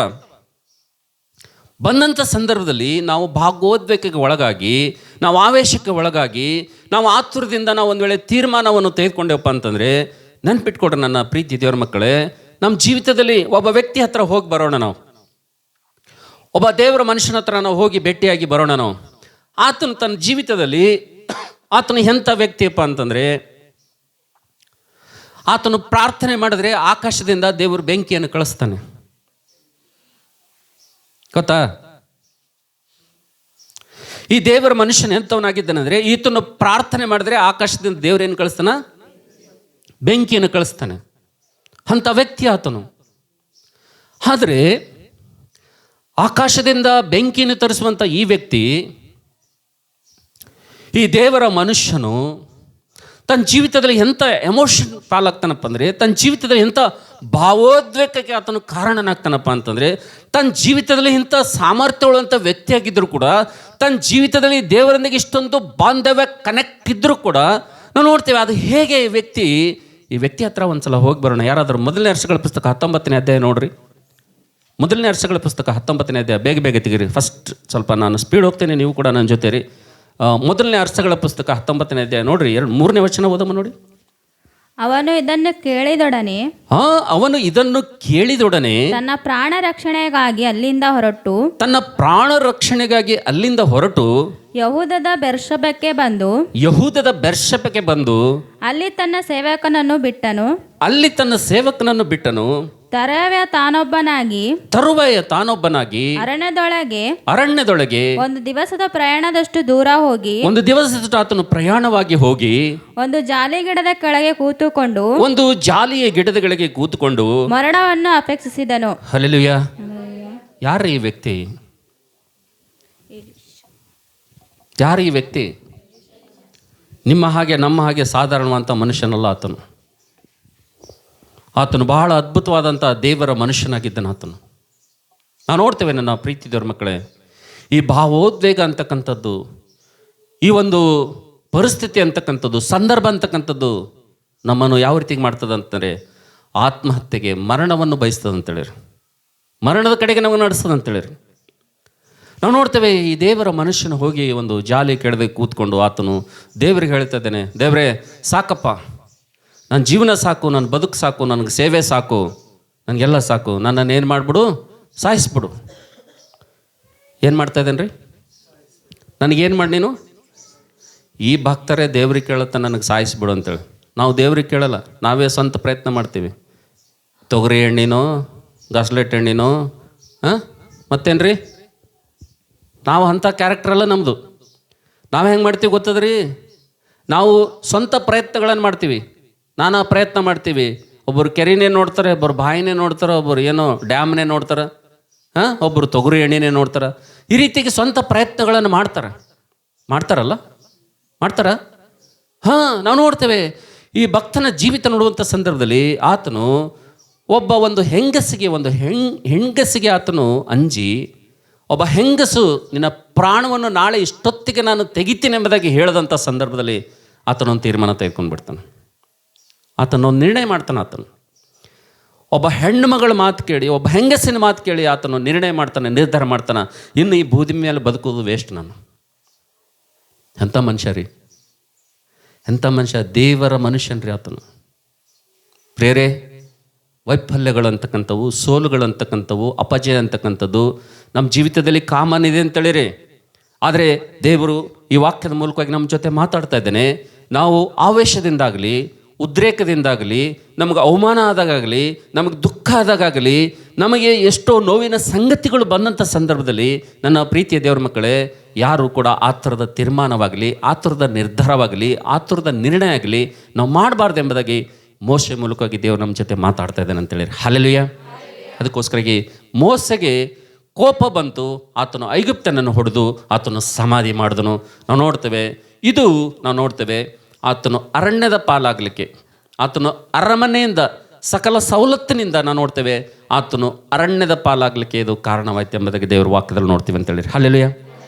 ಬೈಬಲ್ ಪಂಡಿತರು ಹೇಳ್ತಾರೆ, ಮೋಸೆ ಐಗುಪ್ತದ ಒಂದು ಮಿದ್ಯಾನ ಅರಣ್ಯಕ್ಕೆ ಓಡಿ ಹೋಗುವುದು ಅದು ಒಳ್ಳೆಯದೇ, ದೇವರ ಯೋಜನೆ ಎಂಬುದಾಗಿ ಬೈಬಲ್ ಪಂಡಿತರು ಹೇಳ್ತಾರೆ. ಆದರೆ ನಾನೇನು ಹೇಳ್ತೀನಪ್ಪ ಅಂತಂದರೆ ಅದು ಒಂಥರ ಅದು ನಿಜನೇ ಆಗಿರಬೇಕು. ಬಟ್ ಇವತ್ತು ವಿಶ್ವಾಸ ಜೀವಿತದಲ್ಲಿ ತೀರ್ಮಾನ ತೆಗೆದುಕೊಳ್ಳುವಂಥ ಸಂದರ್ಭದಲ್ಲಿ, ಇವತ್ತು ನಾವು ನಿರ್ಧಾರ ಮಾಡುವಂಥ ಸಂದರ್ಭದಲ್ಲಿ, ನಮ್ಮ ಜೀವಿತದಲ್ಲಿ ಕೆಲವೊಂದು ಸಲ ನಾವು ನಿರ್ಣಯಗಳನ್ನು ತೆಗೆದುಕೊಳ್ಳುವಂಥ ಸಂದರ್ಭದಲ್ಲಿ ಈ ಮೋಸೆಯ ಕೋಪವನ್ನು ನಾವು ಒಂದು ಸಲ ಆಲೋಚನೆ ಮಾಡಿ ನಾವು ಕೂಡ ಒಂದು ವೇಳೆ ತೀರ್ಮಾನ ತೆಗೆದುಕೊಳ್ಳೋದಾದರೆ ನಮ್ಮ ಜೀವಿತಕ್ಕೆ ಪ್ರಯೋಜನ ಬರ್ತದೆ. ಒಂದು ವೇಳೆ ನಮ್ಮ ಜೀವಿತದಲ್ಲಿ ನಾವು ಮೋಸೆ ಅಂತ ಒಂದು ವೇಳೆ ಆತುರದ ನಿರ್ಧಾರವನ್ನು ತೆಗೆದುಕೊಂಡಪ್ಪ ಅಂತಂದರೆ ನೇರವಾಗಿ ನಾವು ನೋಡ್ತೇವೆ ಹೇಗೆ ಈ ಒಂದು ವ್ಯಕ್ತಿ ದೇವರ ಮನುಷ್ಯನ ಹೋಗಿ ಒಂದು ಜಾಲಿ ಕಡೆದಲ್ಲಿ ಕೂತ್ಕೊಂಡು, ಓ ದೇವರೇ, ನನ್ನ ಜೀವಿತ ಸಾಕು, ನನ್ನ ಜೀವಿತ ಸಾಕು, ನನಗೆ ಸಾಕಾಯಿತು, ನನಗೆ ಸೇವೆ ಸಾಕಾಯಿತು, ಈ ಒಂದು ಜೀವನ ಸಾಕಾಯಿತು, ನನ್ನನ್ನು ಸಾಯಿಸಿ ಎಂಬುದಾಗಿ ಪ್ರಾಣವನ್ನು ಆತನು ಕೋರ್ಕೊಳ್ತಾನೆ ಅಂತೇಳಿರಿ. ಹಲ್ಲೆಲೂಯಾ. ಅದಕ್ಕೋಸ್ಕರಾಗಿ ವಿಶ್ವಾಸಿ ಮಕ್ಕಳ ಜೀವಿತದಲ್ಲಿ ತೀರ್ಮಾನ ಯಾವಾಗ ತೆಗೆದುಕೊಳ್ಬಾರ್ದಪ್ಪ ಅಂದರೆ, ನಿರ್ಣಯಗಳು ಯಾವಾಗ ಮಾಡಬಾರ್ದಪ್ಪ ಅಂತಂದರೆ, ಕೋಪ ಬಂದಾಗ, ಅವಮಾನ ಬಂದಾಗ, ದುಃಖ ಆದಾಗ, ವಿಪರೀತ ಸಂತೋಷ ಆದಾಗ ತೀರ್ಮಾನ ತಗೋಬಾರ್ದು. ಮೊದಲನೇದು. ಎರಡನೇದು, ನಾವು ಯಾವಾಗ ತೀರ್ಮಾನ ತೆಗೆದುಕೊಳ್ಬಾರ್ದು. ಮೋಸೆ ಮೂಲಕವಾಗಿ ದೇವರು ನಮ್ಗೆ ಪಾಠ ಕಲಿಸ್ತಾ ಇದ್ದೇನೆ. ಎರಡನೇದಾಗಿ ಯಾರಾದರೂ ಎಕ್ಸಡಸ್ ವಿಮೋಚನೆ ಕಾಂಡ 2ನೇ ಅಧ್ಯಾಯ 12ನೇ ವಚನ ಯಾರಾದರೂ ಒಬ್ಬರು ಓದ್ತೀರಾ? ಮೋಶೆ ಅತ್ತಿತ್ತ ನೋಡಿ, ಮೋಸೆ ಅತ್ತಿತ್ತ ನೋಡಿ ಯಾರು ಇಲ್ಲವೆಂದು ತಿಳಿದು ಆ ಐಗುಪ್ತನನ್ನು ಹೊಡೆದು ಹಾಕಿ ಅವನ ಶವವನ್ನು ಮರಳಿನಲ್ಲಿ ಮುಚ್ಚಿಟ್ಟನು. ಹಲ್ಲೆಲೂಯಾ. ನಾವು ನೋಡ್ತೇವೆ ಪ್ರೀತಿಯ ದೇವಜನರೇ, ಪ್ರೀತಿಯ ದೇವರ ಮಕ್ಕಳೇ, ಇವತ್ತು ನಮ್ಮ ಜೀವಿತದಲ್ಲಿ ಇವತ್ತು ನಾವು ನೋಡ್ತಿದ್ದೇವೆ, ಇವತ್ತು ನಿರ್ಣಯಗಳನ್ನು ಯಾವಾಗ ನಾವು ತೆಗೆದುಕೊಳ್ಬಾರ್ದು, ಇವತ್ತು ನಿರ್ಧಾರಗಳನ್ನು ಯಾವಾಗ ನಾವು ಮಾಡಬಾರ್ದು, ಇವಾಗ ತೀರ್ಮಾನಗಳು ಯಾವಾಗ ನಾವು ಮಾಡಬಾರ್ದಪ್ಪ ಅಂತಂದರೆ, ಇಲ್ಲಿ ಮೋಸೆಯಲ್ಲಿ ನೋಡ್ತೇವೆ ವಿಮೋಚನೆ ಕಾಂಡ 2ನೇ ಅಧ್ಯಾಯ 12ನೇ ವಚನದಲ್ಲಿ ಮೋಸೆ ಆ ಮನುಷ್ಯನನ್ನು ಕೊಲ್ಲೋದಕ್ಕಿಂತ ಮುಂಚೆ ಅತ್ತಿತ್ತ ನೋಡಿದನೆಂಬುದಾಗಿ ದೇವರ ವಾಕ್ಯದಲ್ಲಿ ನೋಡ್ತೀವಿ ಅಂತೇಳಿ. ಹಲ್ಲೆಲೂಯಾ. ನಿನ್ನ ಜೀವಿತದಲ್ಲಿ ಏನೇ ಪರಿಸ್ಥಿತಿಗಳು ಬಂದರೂ ಕೂಡ, ನಿನ್ನ ಕುಟುಂಬದಲ್ಲಿ, ನಿನ್ನ ವ್ಯಕ್ತಿಗತ ಜೀವಿತದಲ್ಲಿ, ನಿನ್ನ ಕುಟುಂಬ ಜೀವಿತದಲ್ಲಿ, ನಿನ್ನ ಆತ್ಮೀಯ ಜೀವಿತದಲ್ಲಿ ಏನೇ ಪರಿಸ್ಥಿತಿಗಳು ಬಂದರೂ ಕೂಡ ಈ ಭಾಗ ನಮಗೆ ಏನು ಕಲಿಸ್ತದಪ್ಪ ಅಂತಂದರೆ, ಈ ಮೋಸೆ ನಮಗೆ ಏನು ಕಲಿಸ್ತಾ ಇದ್ದೇನಪ್ಪ ಅಂದರೆ, ಮೋಸೆ ನಾವು ನೋಡ್ತಿದ್ವಿ ಅತ್ತ ಇತ್ತ ನೋಡಿ ಒಂದು ತೀರ್ಮಾನ ತೆಗೆದುಕೊಂಡನು. ನೀನು ನಿನ್ನ ಸಮಸ್ಯೆ ಬಂದಾಗ, ನಿನಗೆ ಕಷ್ಟಗಳು ಬಂದಾಗ, ನಿನಗೆ ಅವಮಾನ ಆದಾಗ, ನಿನಗೆ ಸೋಲಾದಾಗ, ನಿನ್ನ ಅಪಜಯವಾದಾಗ, ನಿನ್ನ ಕಣ್ಣೀರಿನ ಪಾಲಾದಾಗ ನೀನು ಕೂಡ ಏನು ಮಾಡಬಾರ್ದಪ್ಪ ಅಂದರೆ ಆ ಕಡೆ ಈ ಕಡೆ ನೋಡಬಾರ್ದು, ಆ ಕಡೆ ಈ ಕಡೆ ನೋಡಬಾರ್ದು. ಭಾಳಷ್ಟಲ್ಲ ನಾವು ಯಾವ ತೀರ್ಮಾನ ಮಾಡ್ತೀವಿ ಅಂದರೆ, ನಾವು ಆ ಕಡೆ ಈ ಕಡೆ ನೋಡಿ ತೀರ್ಮಾನ ಮಾಡ್ತೀವಿ. ನಾವು ನಮ್ಮ ಎಡಕ್ಕೇನಿದೆ, ನಮ್ಮ ಬಲಕ್ಕೇನಿದೆ ಎಲ್ಲ ನೋಡಿ ನಾವು ತೀರ್ಮಾನ ಮಾಡ್ತೀವಿ. ನಮ್ಮ ಹತ್ರ ಎಷ್ಟು ಬ್ಯಾಂಕ್ ಬ್ಯಾಲೆನ್ಸ್ ಇದೆ ಅನ್ನೋದ್ರ ಮೇಲೆ ನಾವು ತೀರ್ಮಾನ ಮಾಡ್ತೀವಿ ರೀ. ಈ ಮಾತು ಒಪ್ಕೋತೀರಾ? ನನ್ನ ಪಾಕೆಟಲ್ಲಿ ಎಷ್ಟು ಹಣ ಇದೆ, ನನ್ನ ಬ್ಯಾಂಕಲ್ಲಿ ಎಷ್ಟು ಬ್ಯಾಲೆನ್ಸ್ ಇದೆ ಅಂತೇಳಿ ನೋಡುವಂಥ ತೀರ್ಮಾನ ಮಾಡ್ತೀವಿ ನಾವು. ಅಥವಾ ನನ್ನಿಂದ ಎಷ್ಟು ಶಕ್ತಿ ಇದೆ, ಎಷ್ಟು ಸಾಮರ್ಥ್ಯ ಇದೆ, ಎಷ್ಟು ನನ್ನಿಂದ ಸಪೋರ್ಟ್ ಇದೆ ಅಂತ ನೋಡಿ ತೀರ್ಮಾನ ಮಾಡ್ತೀವಿ ನಾವು. ಇವ್ರು ಬಂದು ಮಾಡ್ತಾರೆ ನಮಗೆ, ಅವ್ರು ಬಂದು ಮಾಡ್ತಾರೆ ನಮಗೆ, ಇವ್ರು ಸಹಾಯ ಮಾಡ್ತಾರೆ, ಅವರು ಸಹಾಯ ಮಾಡ್ತಾರೆ ಅಂತೇಳಿ ಈಗ ನಾವು ಏನು ಮಾಡ್ತೀವಿ ಅಂದರೆ, ಮೋಸೆ ಅತ್ತಿತ್ತ ನೋಡಿದಂತೆ ನಾವು ಏನು ಮಾಡ್ತೀವಿ, ಅವ್ರಿಗೆ ನೋಡಿ ಇವ್ರಿಗೆ ನೋಡಿ, ಅವ್ರು ಕೊಡ್ತಾರೆ, ಇವ್ರು ಕೊಡ್ತಾರೆ, ಅವ್ರು ಮಾಡ್ತಾರೆ, ಇವ್ರು ಮಾಡ್ತಾರೆ, ಅವ್ರು ಬರ್ತಾರೆ, ಇವ್ರು ಮಾಡ್ತಾರೆ ಅಂತೇಳಿ ನಾವು ಏನು ಮಾಡ್ತೀವಿ, ತೀರ್ಮಾನ ಮಾಡಿಬಿಡ್ತೀವಿ. ಅದು ನಿನ್ನನ್ನು ನಾಶನಕ್ಕೆ ತೆಗೆದುಕೊಂಡು ಹೋಗ್ತದೆ. ಹಲ್ಲೆಲೂಯಾ. ನಿನ್ನ ಜೀವಿತದಲ್ಲಿ ಪ್ರಯೋಜನ ಬರಬೇಕಂದ್ರೆ, ನಿನ್ನ ಜೀವಿತದಲ್ಲಿ ತೀರ್ಮಾನಕ್ಕೆ ಪ್ರಯೋಜನ ಬರಬೇಕಪ್ಪ ಅಂತಂದರೆ, ನೀನು ತೆಗೆದುಕೊಂಡಂಥ ತೀರ್ಮಾನ ಅದು ಸರಿಯಾದದ್ದಿರಬೇಕಪ್ಪ ಅಂತಂದರೆ, ನೀನು ತೆಗೆದುಕೊಂಡಂಥ ತೀರ್ಮಾನದಿಂದ ನಿನಗೆ ಆಶೀರ್ವಾದ ಬರಬೇಕು, ನಿನ್ನ ಸಂತಾನಕ್ಕೆ ಆಶೀರ್ವಾದ ಬರಬೇಕು, ನೀನು ತೆಗೆದುಕೊಂಡಂಥ ತೀರ್ಮಾನದಿಂದ ಅದು ನಿನಗೆ ನೆಮ್ಮದಿ ತರಬೇಕಪ್ಪ ಅಂತಂದರೆ, ಈ ವ್ಯಕ್ತಿ ನಾವು ನೋಡ್ತೇವೆ ಸುತ್ತಲೂ ನೋಡ್ತಾ ಇದ್ದೇನೆ, ಆದರೆ ಮೇಲೆ ಮಾತ್ರ ನೋಡ್ತಾ ಇಲ್ಲ. ನಾನು ನೀನು ಮಾಡುವಂಥದ್ದು ಅದೇ ಅಂತೇಳಿರಿ. ನಾವು ಮೇಲೆ ನೋಡುವುದಿಲ್ಲ, ನಾವು ದೇವರಿಗೆ ಕೇಳುವುದಿಲ್ಲ, ನಾವು ದೇವ್ರ ಚಿತ್ತ ತಿಳ್ಕೊಳ್ಳುವುದಿಲ್ಲ, ನಾವು ದೇವ್ರಿಗೆ ಕೇಳೋದಿಲ್ಲ. ನಾವು ಸಿಗ್ಲತ್ತದ ಲೋನ್ ಈ ಕಡೆ ಅಂದ್ರೆ ಸಾಕು. ಒಂದು ಕೆಲಸ ಏನು ಮಾಡಮ್ಮಿ,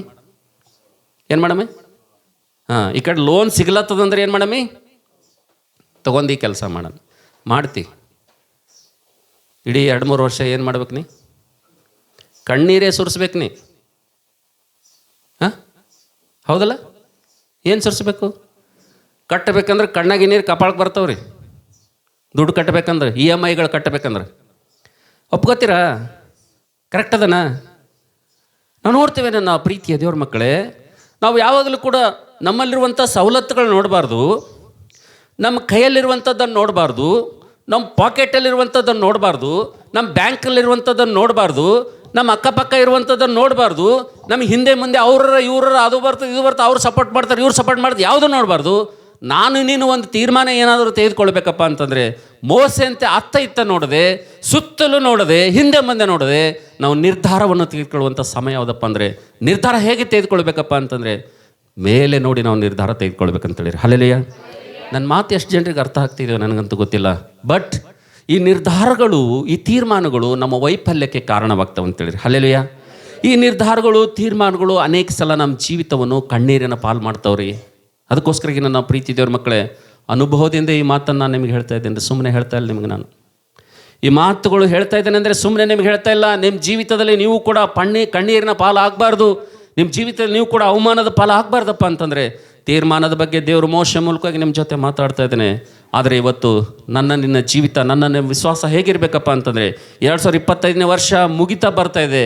ನಿನ್ನ ಜೀವಿತದಲ್ಲಿ ಎಷ್ಟು ತೀರ್ಮಾನಗಳ ಮಾಡಿದ್ಯಾ, ಎಷ್ಟು ಸಲ ನೀನು ತೀರ್ಮಾನ ಮಾಡಿ ಅಪಜಯದ ಪಾಲು ಕಾರಣ ಆಗಿದೆಯಾ, ಸೋಲಿಗೆ ಕಾರಣ ಆಗಿದೆಯಾ, ವೈಫಲ್ಯದ ಕಾರಣದಿಂದ ನೀನು ಎಷ್ಟೋ ಸಲ ಕಣ್ಣೀರು ಸೋಸಿದ್ಯಾ. ಆದರೆ ನನ್ನ ದೇವರು ಈ ನೂತನ ವರ್ಷದಲ್ಲಿ ನಿನ್ನನ್ನು ಬಹಳ ಅದ್ಭುತವಾಗಿ ನಿನ್ನನ್ನೊಂದು ಜ್ಞಾನ ಪ್ರಕಾಶದಲ್ಲಿ ತರಬೇಕಂತ ಇದ್ದಾನೆ. ನೀನು 2025 ವರ್ಷದಲ್ಲಿ ಬಾಧೆ ಪಟ್ಟಂತೆ ಈ ವರ್ಷದಲ್ಲಿ ಬಾಧೆ ಪಡಬಾರ್ದು ಎಂಬುದಾಗಿ ದೇವರು ನಿನ್ನ ಜೊತೆ ಆತನು ಮಾತಾಡುವಂಥವನಾಗಿದ್ದಾನೆ ನನ್ನ ಪ್ರೀತಿಯ ತಮ್ಮ ತಂಗಿ. ಅದಕ್ಕೋಸ್ಕರಾಗಿ ನಿರ್ಧಾರ ನಾವು ಯಾವಾಗ ತೆಗೆದುಕೊಳ್ಬಾರ್ದಪ್ಪ ಅಂತಂದರೆ, ನಾವು ಕೋಪ ಬಂದಾಗ, ಸಿಟ್ಟು ಬಂದಾಗ, ಸಂತೋಷ ಆದಾಗ, ಪ್ರೀತ ಅವಮಾನದಾಗ, ದುಃಖ ಆದಾಗ ನಾವು ತೀರ್ಮಾನವನ್ನು ತೆಗೆದುಕೊಳ್ಬಾರ್ದು. ಎರಡನೇದಾಗಿ ಯಾವಾಗ ತೆಗೆದುಕೊಳ್ಬಾರ್ದಪ್ಪ ಅಂತಂದರೆ, ನಮಗಿರುವಂಥದ್ದನ್ನು, ನಮ್ಮ ಸವಲತ್ತುಗಳನ್ನು ನೋಡಿ ಏನು ಮಾಡಬಾರ್ದು, ತೀರ್ಮಾನ ತಗೋಬಾರ್ದು. ಎಲ್ಲಿ ನೋಡಬೇಕು? ಏನೇ ಇರಬೇಕು, ನಿನಗೆ ₹1,00,000 ಅಮೌಂಟ್ ನೀನು ಬ್ಯಾಂಕಲ್ಲಿ ಇದ್ದರೂ ಕೂಡ ನೀವು ಒಂದು ಕೆಲಸ ಮಾಡಬೇಕಂದ್ರೆ, ಒಂದು ತೀರ್ಮಾನ ಮಾಡಬೇಕಂದ್ರೆ ಏನು ಮಾಡಬೇಕು ನೀನು? ಅಲ್ಲಿ ನೋಡು ನೀನು, ಅಲ್ಲಿ ಕೇಳು ನೀನು, ದೇವರೇ ನಾನು ಏನು ಮಾಡಬೇಕಂತ. ಬಹಳ ಅದ್ಭುತವಾದಂಥ ಒಂದು ಆಶೀರ್ವಾದ ನಿನಗೆ ಬರ್ತದೆ ಅಂತೇಳಿ. ಹಲ್ಲೆಲೂಯಾ. ನಾನು ನಿನ್ನೆ ಒಂದು ಮೀಟಿಂಗ್ನಲ್ಲಿ ಹೋಗಿದ್ದೆ. ಮೈಸೂರಿಂದ ಒಬ್ಬ ಸೇವಕರು ಬಂದು ಒಂದು ವಾಕ್ಯ ಹೇಳ್ತಾಯಿದ್ರು, ವಾಕ್ಯ ಹಂಚ್ತಾಯಿದ್ರು. ನಾನು ಕುಂತು ಕೇಳ್ತಾ ಇದ್ದೆ. ಅವ್ರು ಯಾವ ರೀತಿಗೆ ಹೇಳ್ತಾ ಇದ್ರಪ್ಪ ಅಂತಂದರೆ, ಒಂದು ಇನ್ಶೂರೆನ್ಸ್ ಪಾಲಿಸಿ ಮಾಡಿ ಎಂಬುದಾಗಿ ಒಬ್ಬರು ಹೇಳಿದ್ರಂತ. ಏನು ಮಾಡಬೇಕಂದ್ರೆ, ₹1,00,000 ನೀನು ಬ್ಯಾಂಕಲ್ಲಿ ಇಟ್ಟಪ್ಪ ಅಂದರೆ ಅದು ನೀನು ಎಷ್ಟು ವರ್ಷ ಬಿಡ್ತೀಯೋ ಅಷ್ಟು ವರ್ಷ ಡಬಲ್ ಆಗ್ತದೆ ಎಂಬುದಾಗಿ ಅವ್ರಿಗೆ ಹೇಳಿದ್ರಂತೆ. ಏನು ಪಾಲಿಸಿ ಹೆಂಗಂತ? ₹1,00,000 ನೀನು ಬ್ಯಾಂಕಲ್ಲಿ ಇಟ್ಟಂದರೆ ನೀನು ಎಷ್ಟು ವರ್ಷ ಬಿಡ್ತೀಯೋ ಅಷ್ಟು ವರ್ಷ ಏನಾಗ್ತದೆ? ಡಬಲ್ ಆಗ್ತದೆ ಅಂತ ಹೇಳಿದ್ರಂತೆ. ಆದರೆ ಅವ್ರು ಆಲೋಚನೆ ಮಾಡಿದ್ರಂತೆ, ಓಕೆ ₹50,000 ನಾನು ಬ್ಯಾಂಕ್ನಾಗ ಇಟ್ಟಪ್ಪ ಅಂದರೆ ₹4,500 ಬರ್ತದೆ ನನಗೆ ಇಂಟ್ರೆಸ್ಟ್, ಸರ್ಕಾರನೇ ಕೊಡ್ತದೆ. ಹೌದಾ? ₹1,00,000 ಒಂದು ವೇಳೆ ನಾನು ಬ್ಯಾಂಕಲ್ಲಿ ಇಟ್ಟಂದರೆ ಎಷ್ಟು ಬರ್ತದೆ? ₹9,000 ನನಗೆ ಸರ್ಕಾರನೇ ನನಗೆ ಕೊಡ್ತದೆ. ಅವ್ರು ಹೇಳಿದ್ರಂತ, ಆ ಇನ್ಶೂರೆನ್ಸ್ನವನಿಗೆ, ಆ LIC ಏಜೆಂಟಿಗೆ ಹೇಳಿದ್ರಂತ, ಪಾಲಿಸಿ ಮಾಡಂತೇಳಿ ಬಂದರವ್ರಿಗೆ ಹೇಳಿದ್ರಂತ, ನೋಡಪ್ಪ ನನ್ನ ಹತ್ರ ₹1,00,000 ಇತ್ತಂದರೆ ನಾನು ಬ್ಯಾಂಕಲ್ಲಿ ಇಡ್ತೀನಿ, ₹9,000 ಅದರಿಂದ ಇಂಟ್ರೆಸ್ಟ್ ಸಿಗ್ತದೆ ನನಗೆ. ಅದರಲ್ಲಿ ಇಬ್ಬರು ಮಿಷನರಿಗಳು, ಇಬ್ಬರು ಸೇವಕರಿಗೆ ನಾನು ಹೆಲ್ಪ್ ಮಾಡ್ತೀನಿ. ಒಬ್ಬನಿಗೆ ₹4,500, ಇನ್ನೊಬ್ಬರಿಗೆ ₹4,500 ನಾನು ಕೊಡ್ತೀನಿ ಎಂಬುದಾಗಿ ಅವ್ರು ಹೇಳಿದ್ರಂತ. ಹಲ್ಲೆಲೂಯಾ. ನಾನೇನು ಮಾಡ್ತೀನಿ? ₹4,500 ಒಬ್ಬ ಸೇವಕನಿಗೆ ಕೊಡ್ತೀನಿ, ₹4,500 ಇನ್ನೊಬ್ಬ ಸೇವಕನಿಗೆ ಕೊಡ್ತೀನಿ. ನನ್ನ ಹತ್ರ ₹1,00,000 ಹಣ ಇತ್ತಂದ್ರೆ ನಾನು ಈ ಪಾಲಿಸಿ ಮಾಡ್ತೀನಿ ಎಂಬುದಾಗಿ ಅವ್ರು ಹೇಳಿದ್ರಂತ. ಹಲ್ಲೆಲೂಯಾ. ಆವಾಗ LIC ಏಜೆಂಟ್ ಹೇಳ್ದನಂತ, ಹುಚ್ಚಿಡ್ದದ ಬ್ರದರ್, ನಿನಗೆ ಏನಾರೇ ಗಳಿಸೋದಿದ್ರೆ ಹೀಗೆ ಗಳಿಸ್ಬೇಕು, ಏನಾರೇ ಮಾಡೋದಿದ್ರೆ ಹೀಗೆ ಮಾಡಬೇಕು, ಹುಚ್ಚಿದ್ದೀನಿ ಅಂದ್ರಂತವ್ರು. ಇವ್ರು ಹೇಳ್ದಾರಂತ, ನಾ ಹುಚ್ಚೇ ಇದ್ದೀನಿ ಅಂದ್ರಂತ ಇವರು. ಏನು? ನಾವು ಹುಚ್ಚೇ ಇದ್ದೀನಿ, ನನಕಿನ ಹುಚ್ಚು ನೀ ಇದ್ದೆ ಅಂದ್ರಂತ ಇವರು. ಹೆಂಗೆ? ನಾವು ಹುಚ್ಚಿದ್ದೀನಿ, ನನಕಿನ ಹುಚ್ಚ ನೀ ಇದ್ದೆ. ಹುಚ್ಚ ಅಲ್ಲಿ ಹೋದ್ರೆ ಡಬಲ್ ಆಗ್ತಿರ್ಬೇಕು.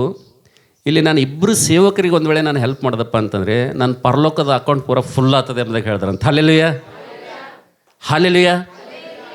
ಅವ್ರು ಹೇಳ್ತಾಯಿದ್ರು, ಮೈಸೂರಿಂದ ನಾನು ಬರಬೇಕಂದ್ರೆ ನನ್ನ ಟ್ರೈನಿಗೆ, ನನ್ನ ಟಿಕೆಟಿಗೆ ದುಡ್ಡು ಇರಲಿಲ್ಲ ನನ್ನ ಹತ್ರ.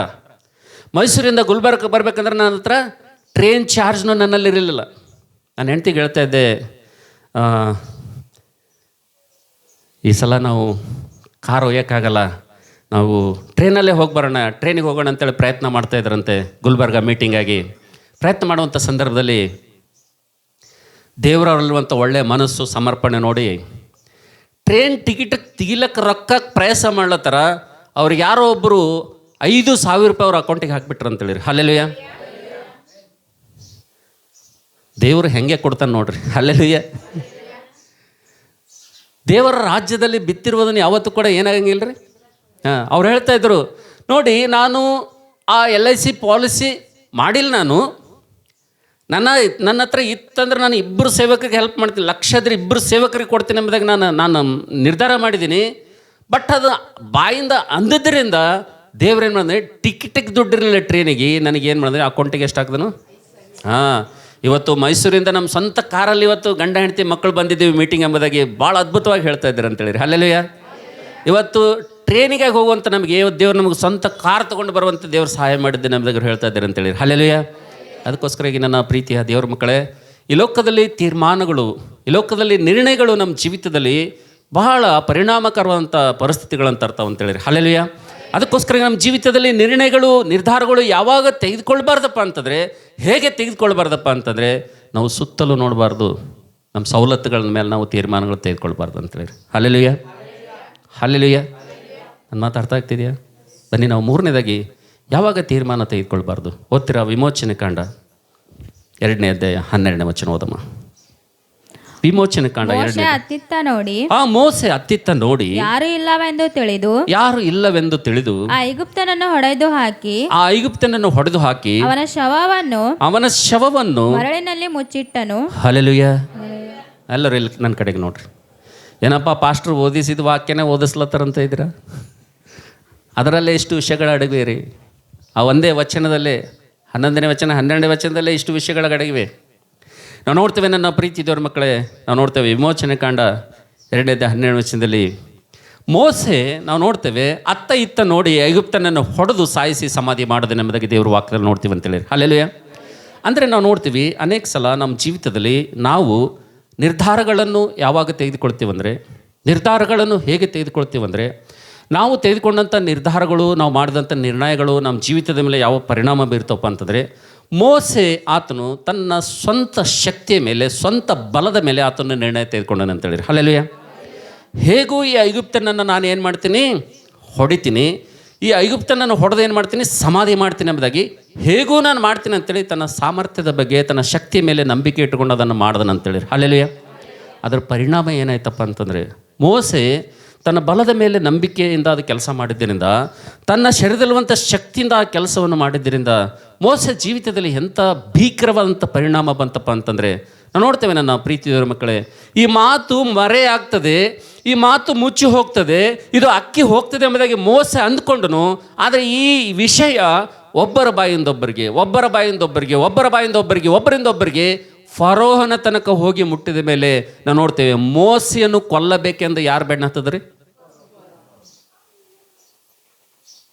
ನೋಡಿದಿರ? ಒಬ್ಬ ವ್ಯಕ್ತಿ, ಒಬ್ಬ ಸ್ತ್ರೀ, ಒಬ್ಬ ಪುರುಷ, ಒಬ್ಬ ಯೌವನಸ್ಥರು ಯಾರಾದರೂ ಒಂದು ವೇಳೆ ನನಗಿಷ್ಟೊಂದು ಬಲ ಇದೆ, ನನಗಿಷ್ಟೊಂದು ತಾಕತ್ತಿದೆ, ನನಗಿಷ್ಟೊಂದು ಶಕ್ತಿ ಇದೆ, ನನಗಿಷ್ಟೊಂದು ಜ್ಞಾನ ಇದೆ, ನಾನು ಇಷ್ಟು ಓದಿದ್ದೀನಿ, ನಾನು ಇಷ್ಟು ಚದುರಿದ್ದೀನಿ, ನಾನು ಹಂಗಿದ್ದೀನಿ ಹಿಗ್ಗಿದ್ದರೆ ಯಾವುದೋ ವಿಷಯ ಸ್ವಂತ ಇದ್ರ ಮೇಲೆ ನೀವು ಒಂದು ವೇಳೆ ಡಿಫೆಂಡ್ ಆಗ್ತಾಯಿದ್ರಿ ಅಂದರೆ ಖಚಿತವಾಗಿ ನಾನು ಹೇಳ್ತೇನೆ, ಅದು ನಿಮ್ಮ ಜೀವಿತದಲ್ಲಿ ಒಂದು ಭೀಕರವಾದಂಥ ಪರಿಣಾಮವನ್ನು ತರ್ತದೆ ಅಂತೇಳಿ. ಹಲ್ಲೆಲೂಯ. ನನ್ನ ಪ್ರೀತಿ ದೇವ್ರ ಮಕ್ಕಳೇ, ಮೋಸೆ ತನ್ನ ಜೀವಿತದಲ್ಲಿ ಮಾಡಿರುವಂಥ ಒಂದು ತಪ್ಪು, ಆತನ ಜೀವಿತ 40 ವರ್ಷ ಅಡವಿಯ ಪಾಲಾಗಲು, ಆತನ ಜೀವಿತ 40 ವರ್ಷ ಬಿಟ್ಟು ಬಿಡದೆ ಮಿದ್ಯಾನ ಅರಣ್ಯದಲ್ಲಿ ಆತನು ತಿರುಗ್ತಾನಪ್ಪ ಅಂತಂದರೆ, ಆತನ ಜೀವಿತ ಇಷ್ಟೊಂದು ಅರಣ್ಯಕ್ಕೆ ಹೋಗಲು ಕಾರಣ ಏನೆಂಬುದಾಗಿ ನೋಡುತ್ತ ಸಂದರ್ಭದಲ್ಲಿ ಸ್ವಂತ ಬಲ, ಸ್ವಂತ ಜ್ಞಾನ, ಸ್ವಂತ ಶಕ್ತಿ. ನಿಮ್ಮ ಜೀವಿತದಲ್ಲಿ ನನಗೆ ಗೊತ್ತಿಲ್ಲ 2025ನೇ ವರ್ಷದಲ್ಲಿ ನೀವು ಎಷ್ಟು ಸ್ವಂತ ಬಲದ ಮೇಲೆ ಆತ್ಕೊಂಡಿದ್ದೀರೋ, ಎಷ್ಟು ಸ್ವಂತ ಶಕ್ತಿಯ ಮೇಲೆ ನೀವು ಆತ್ಕೊಂಡಿದ್ದೀರೋ, ಎಷ್ಟು ನಿಮ್ಮ ಸ್ವಂತ ಬುದ್ಧಿ ಮೇಲೆ ನೀವು ಆತ್ಕೊಂಡಿದ್ದೀರೋ ನನಗಂತೂ ಗೊತ್ತಿಲ್ಲ. ಬಟ್ ಅದರ ಪರಿಣಾಮವೇ ಇವತ್ತು ನಿಮ್ಮ ಜೀವನ ಇದೆ. ಹಾಗೆ ಅದರ ಪರಿಣಾಮನೇ ಇವತ್ತು ನಾವೆಲ್ಲರೂ ಅದರಲ್ಲೇ ಇದ್ದೀವಿ. ನೀವಾಗಲಿ ನಾವಾಗಲಿ, ನಿಂತು ಹೇಳುವಂಥ ನಾನಾಗಲಿ, ಕುಂತು ಕೇಳುವಂಥ ನೀವಾಗಲಿ, ನಾವು ಏನಾರ ಇವಾಗ ನಮ್ಮ ಜೀವಿತದಾಗ ನಮ್ಮ ಪರಿಸ್ಥಿತಿಗಳು ಒಳಗೆ ಹೊಕ್ಕಿ ನೋಡುವಂಥ ಸಂದರ್ಭದಲ್ಲಿ, ನಮ್ಮ ಜೀವಿತ ಇವಾಗ ನೋಡುವಂಥ ಸಂದರ್ಭದಲ್ಲಿ ನಾವೆಲ್ಲರೂ ಕೂಡ ಇವತ್ತು ಮೇಲೆ ನೋಡಿದಂಥವರಲ್ಲ. ನಾವು ಯಾರೂ ಕೂಡ ತೀರ್ಮಾನ ತೆಗೆದುಕೊಳ್ಳಬೇಕಂತ ರೀತಿಯಲ್ಲಿ ನಿರ್ಣಯ ತೆಗೆದುಕೊಳ್ಳುವಂಥ ರೀತಿಯಿಂದ ನಿರ್ಣಯ ತೆಗೆದುಕೊಂಡಂಥವರಲ್ಲ. ನಾವು ಹೇಗೆ ನಿರ್ಧಾರಗಳನ್ನು ನಿರ್ಣಯ ತೆಗೆದುಕೊಂಡವ್ರಪ್ಪ ಅಂತಂದರೆ, ಸ್ವಂತ ನಾವು ಎಂಥ ಕೆಲಸ ಮಾಡ್ತೀವಂದರೆ, ನಮ್ಮ ಜೋಬಲ್ಲಿ 500 ರೂಪಾಯಿ ಇತ್ತಪ್ಪ ಅಂತಂದರೆ ನಾವು ಮಾರ್ಕೆಟ್ಗೆ ಹೋದಾಗ ನಾವು ಸಾಮಾನು ಎಷ್ಟು ತೊಗೋತೀವಿ ಗೊತ್ತದ ನಿಮಗೆ? ಹಾಂ ಏನ್ರಿ 500 ಒಳಗಿನ ತೊಗೋತೀವೇನು? ತಗೋಲ್ಲ. ಅವ ಹೋದಪ್ಲೇ ಸೀರೆ ದನ ಹಾಕ್ತಾನ. ಇದು 2000, ಇದು 3000, ಇದು 2500 ಅಂತ ಹಾಕ್ತಾನವ. ಎಷ್ಟು? 500 ಇಟ್ಕೊಂಡು ಹೋಗಿರ್ತೀವಿ, ಗಂಡ ಹೆಂಡತಿ ಹೋಗಿರ್ತೀವಿ, ಅಥವಾ ಮಕ್ಳಿಗೆ ಬಟ್ಟೆ ತರಕ್ಕೆ ಹೋಗಿರ್ತೀವಿ. ಹೋದಾಗ 500 ಇಟ್ಕೊಂಡು ಹೋಗಿರ್ತೀವಿ, ಇಂಥದ್ದೇ ಇಷ್ಟೇ ಸಿಂಪಲಾಗಿ ತರಬೇಕಂತ ಹೋಗಿರ್ತೀವಿ. ಅಲ್ಲಿ ಹೋದಪ್ಲೇ ಎದುರು ಏನು ಮಾಡ್ತಾನವ? ನಮಗೆ ನೋಡಿ ಏನು ಮಾಡ್ತಾನವ? ಹಾಂ ಹಾಕ್ಬಿಡ್ತಾನ. ಅವಾಗ ಏನಾಗ್ತದಪ್ಪ ಅಂತಂದರೆ, ನಾವು ಮಾಡಿದಂಥ ತೀರ್ಮಾನ ಏನಾಗ್ತದೆ? ಬದಲಾವಣೆ ಆಗ್ತದೆ. ಯಾಕೆ? ಮನೆಗೆ ಹೇಳಿರ್ತೀವಿ ನೋಡು, ಕ್ರಿಸ್ಮಸ್ ಹಬ್ಬದ ಇದು 500 ತರಮಿ, ಇದು 500, ಇದು ಮನೆಗೆ ತಿಂಡಿಗೆ ಎಲ್ಲ ತರಕ್ಕೆ ಸಾಮಾನು ತರಕ್ಕಂತ ಮನೆಗೆ ಪ್ಲ್ಯಾನ್ ಮಾಡಿರ್ತೀವಿ. ಮಾಡಿ ಅಲ್ಲೇ 500, ಅಲ್ಲೇ 500, ಈಗ ನಿನ್ನ ಬಲ್ಲ 500, ಅವನು ನಿನ್ನ ಬಲ್ಲ ಎಲ್ಲ ಪ್ಲ್ಯಾನ್ ಮಾಡಿ ಇಟ್ಟು ಮಾಡಿ 500 ತೊಗೊಂಡು ಬಜಾರ್ಗೆ ಹೋಗ್ತೀವಿ. ಬಜಾರ್ಗೆ ಹೋದ್ಮೇಲೆ ಬಟ್ಟೆ ತರಗೆ ಏನಾಗ್ತದ? ಪೂರಾ ತೆಳಗ ಮೇಲೆ ಆಗ್ಬಿಡ್ತದೆ ಪೂರಾ. ಹಾಂ, ಇಲ್ಲಿ ಮನ್ಯಾಗ ಒಬ್ಬರ ಬಲ್ಲ 500, ಒಬ್ಬರ ಮೇಲೆ ಟಿಜರ್ದಾಗ ಒಂದು 500, ಅವೆಲ್ಲ ಅದಕ್ಕೆ ಇಟ್ಟಿದ್ದೀವಿ. ಅದರಲ್ಲಿ ಮಾರ್ಕೆಟ್ದಾಗ ಹೋಗಿ ಬಟ್ಟೆ ಹಾಕಿದ್ಮೇಲೆ ಒಂದೇ ಸೀರೆಗೆ ಪೂರಾ 1000 ಹೋಗ್ಬಿಡ್ತವೆ. ಹೌದಲ್ಲ? ಬಜೆಟ್ ಚೇಂಜ್ ಆಗ್ತದಲ್ಲ, ಆಗ್ತದಿಲ್ಲ? ಅದಕ್ಕೆ ನಮ್ಮ ಜೀವಿತದಲ್ಲಿ ಯಾವತ್ತೂ ಕೂಡ ನಮ್ಮ ಸ್ವಂತ ಶಕ್ತಿಯ ಮೇಲೆ, ಸ್ವಂತ ಬಲದ ಮೇಲೆ, ಸ್ವಂತ ಬುದ್ಧಿ ಮೇಲೆ ಏನು ಮಾಡಬಾರ್ದು ರೀ? ನಿರ್ಣಯಗಳು ತೆಗೆದುಕೊಳ್ಬಾರ್ದು. ಓಕೆನಾ? ಹಾಂ, ಮೋಸ ಜೀವಿತದಲ್ಲಿ ನಾವು ನೋಡ್ತೇವೆ, ಆತನ ವೈಫಲ್ಯಕ್ಕೆ ಕಾರಣ ಏನಪ್ಪ ಅಂತಂದರೆ, ಆತನ ಸೋಲಿಗೆ ಕಾರಣ ಏನಪ್ಪ ಅಂತಂದರೆ, ಆತನ ಅಡವಿಯ ಪಾಲಾಗಲು ಕಾರಣ ಏನಪ್ಪ ಅಂತಂದರೆ, ತನ್ನ ಜೀವಿತದಲ್ಲಿ ನಾವು ನೋಡ್ತೇವೆ ಆತನು ಸ್ವಂತ ಬಲದ ಮೇಲೆ ಆತನು ಭರವಸೆ ಇಟ್ಟನು. ಸ್ವಂತ ಬಲವನ್ನು ನಂಬಿಕೊಂಡನು ಆತ. ಬೈಬಲ್ನಲ್ಲಿ ಇನ್ನೊಬ್ಬ ವ್ಯಕ್ತಿಯನ್ನು ನಿಮ್ಗೆ ಪರಿಚಯ ಮಾಡ್ತೇನೆ. ಸಂಸೋನನ್ನು ಕೂಡ ನಿಮ್ಮ ಎದುರಿಗೆ ತರ್ತೀನಿ ನಾನು. ಸಂಸೋನನ್ನು ಕೂಡ ನಾವು ನೋಡ್ತೇವೆ, ದೇವರಿಂದ ಆತನು ಪ್ರತಿಷ್ಠೆ ಹೊಂದಿದಂಥ ವ್ಯಕ್ತಿಯಾಗಿದ್ದನು ರೀ. ತಾಯಿ ಗರ್ಭದಲ್ಲಿರುವಾಗಲೇ ದೇವರು ಆತನನ್ನು ಆರಿಸ್ಕೊಂಡಿದ್ದನು ರೀ. ಫಿಲಿಷ್ಟ್ರ ಒಂದು ಕೈಯಿಂದ ಇಸ್ರಾಯೇಲರನ್ನು ಬಿಡಿಸ್ಬೇಕಂತೇಳಿ ದೇವರು ದೊಡ್ಡ ಯೋಜನೆ ಸಂಸೋನನ ವಿಷಯದಲ್ಲಿ ಇಟ್ಕೊಂಡಿದ್ದನು. ಅದನ್ನು ನೋಡ್ತೇವೆ. ಸಂಸೋನನನ್ನು ನೋಡ್ತೇವೆ, ಆತನು ಸ್ವಂತ ಬಲದ ಮೇಲೆ, ಶರೀರದ ಮೇಲೆ ಆತನು ಆತ್ಕೊಂಡನಂತೇಳಿ. ಹಲ್ಲೆಲೂಯ. ಎದರ ಮೇಲೆ ಆತ್ಕೊಂಡನ ಆತನು? ಸ್ವಂತ ಬಲ, ಸ್ವಂತ ಶರೀರದ ಮೇಲೆ ಆತನು ಆತ್ಕೊಂಡನ. ಆತನ ಆತ್ಕೊಳ್ಳಿಕ್ಕೆ ಕಾರಣ ಏನಂದರೆ, ದೇವರು ಆತನ ಆತ್ಮನಲ್ಲಿ ಕೊಟ್ಟಂಥ ಬಲದಿಂದ ಫಿಲಿಷ್ಟ್ರು ಬಂದಾಗ ಏನು ಮಾಡ್ತಾನೆ? ಅವರನ್ನು ಹೊಡೆದು ಸಾಯಿಸ್ತಾನೆ. ಕೇವಲ ಒಂದು ಕತ್ತೆಯ ದವಡೆ ಎಲುಬಿನಿಂದ 1000 ಜನರನ್ನು ಆತನು ಸಾಯಿಸ್ತಾನೆ.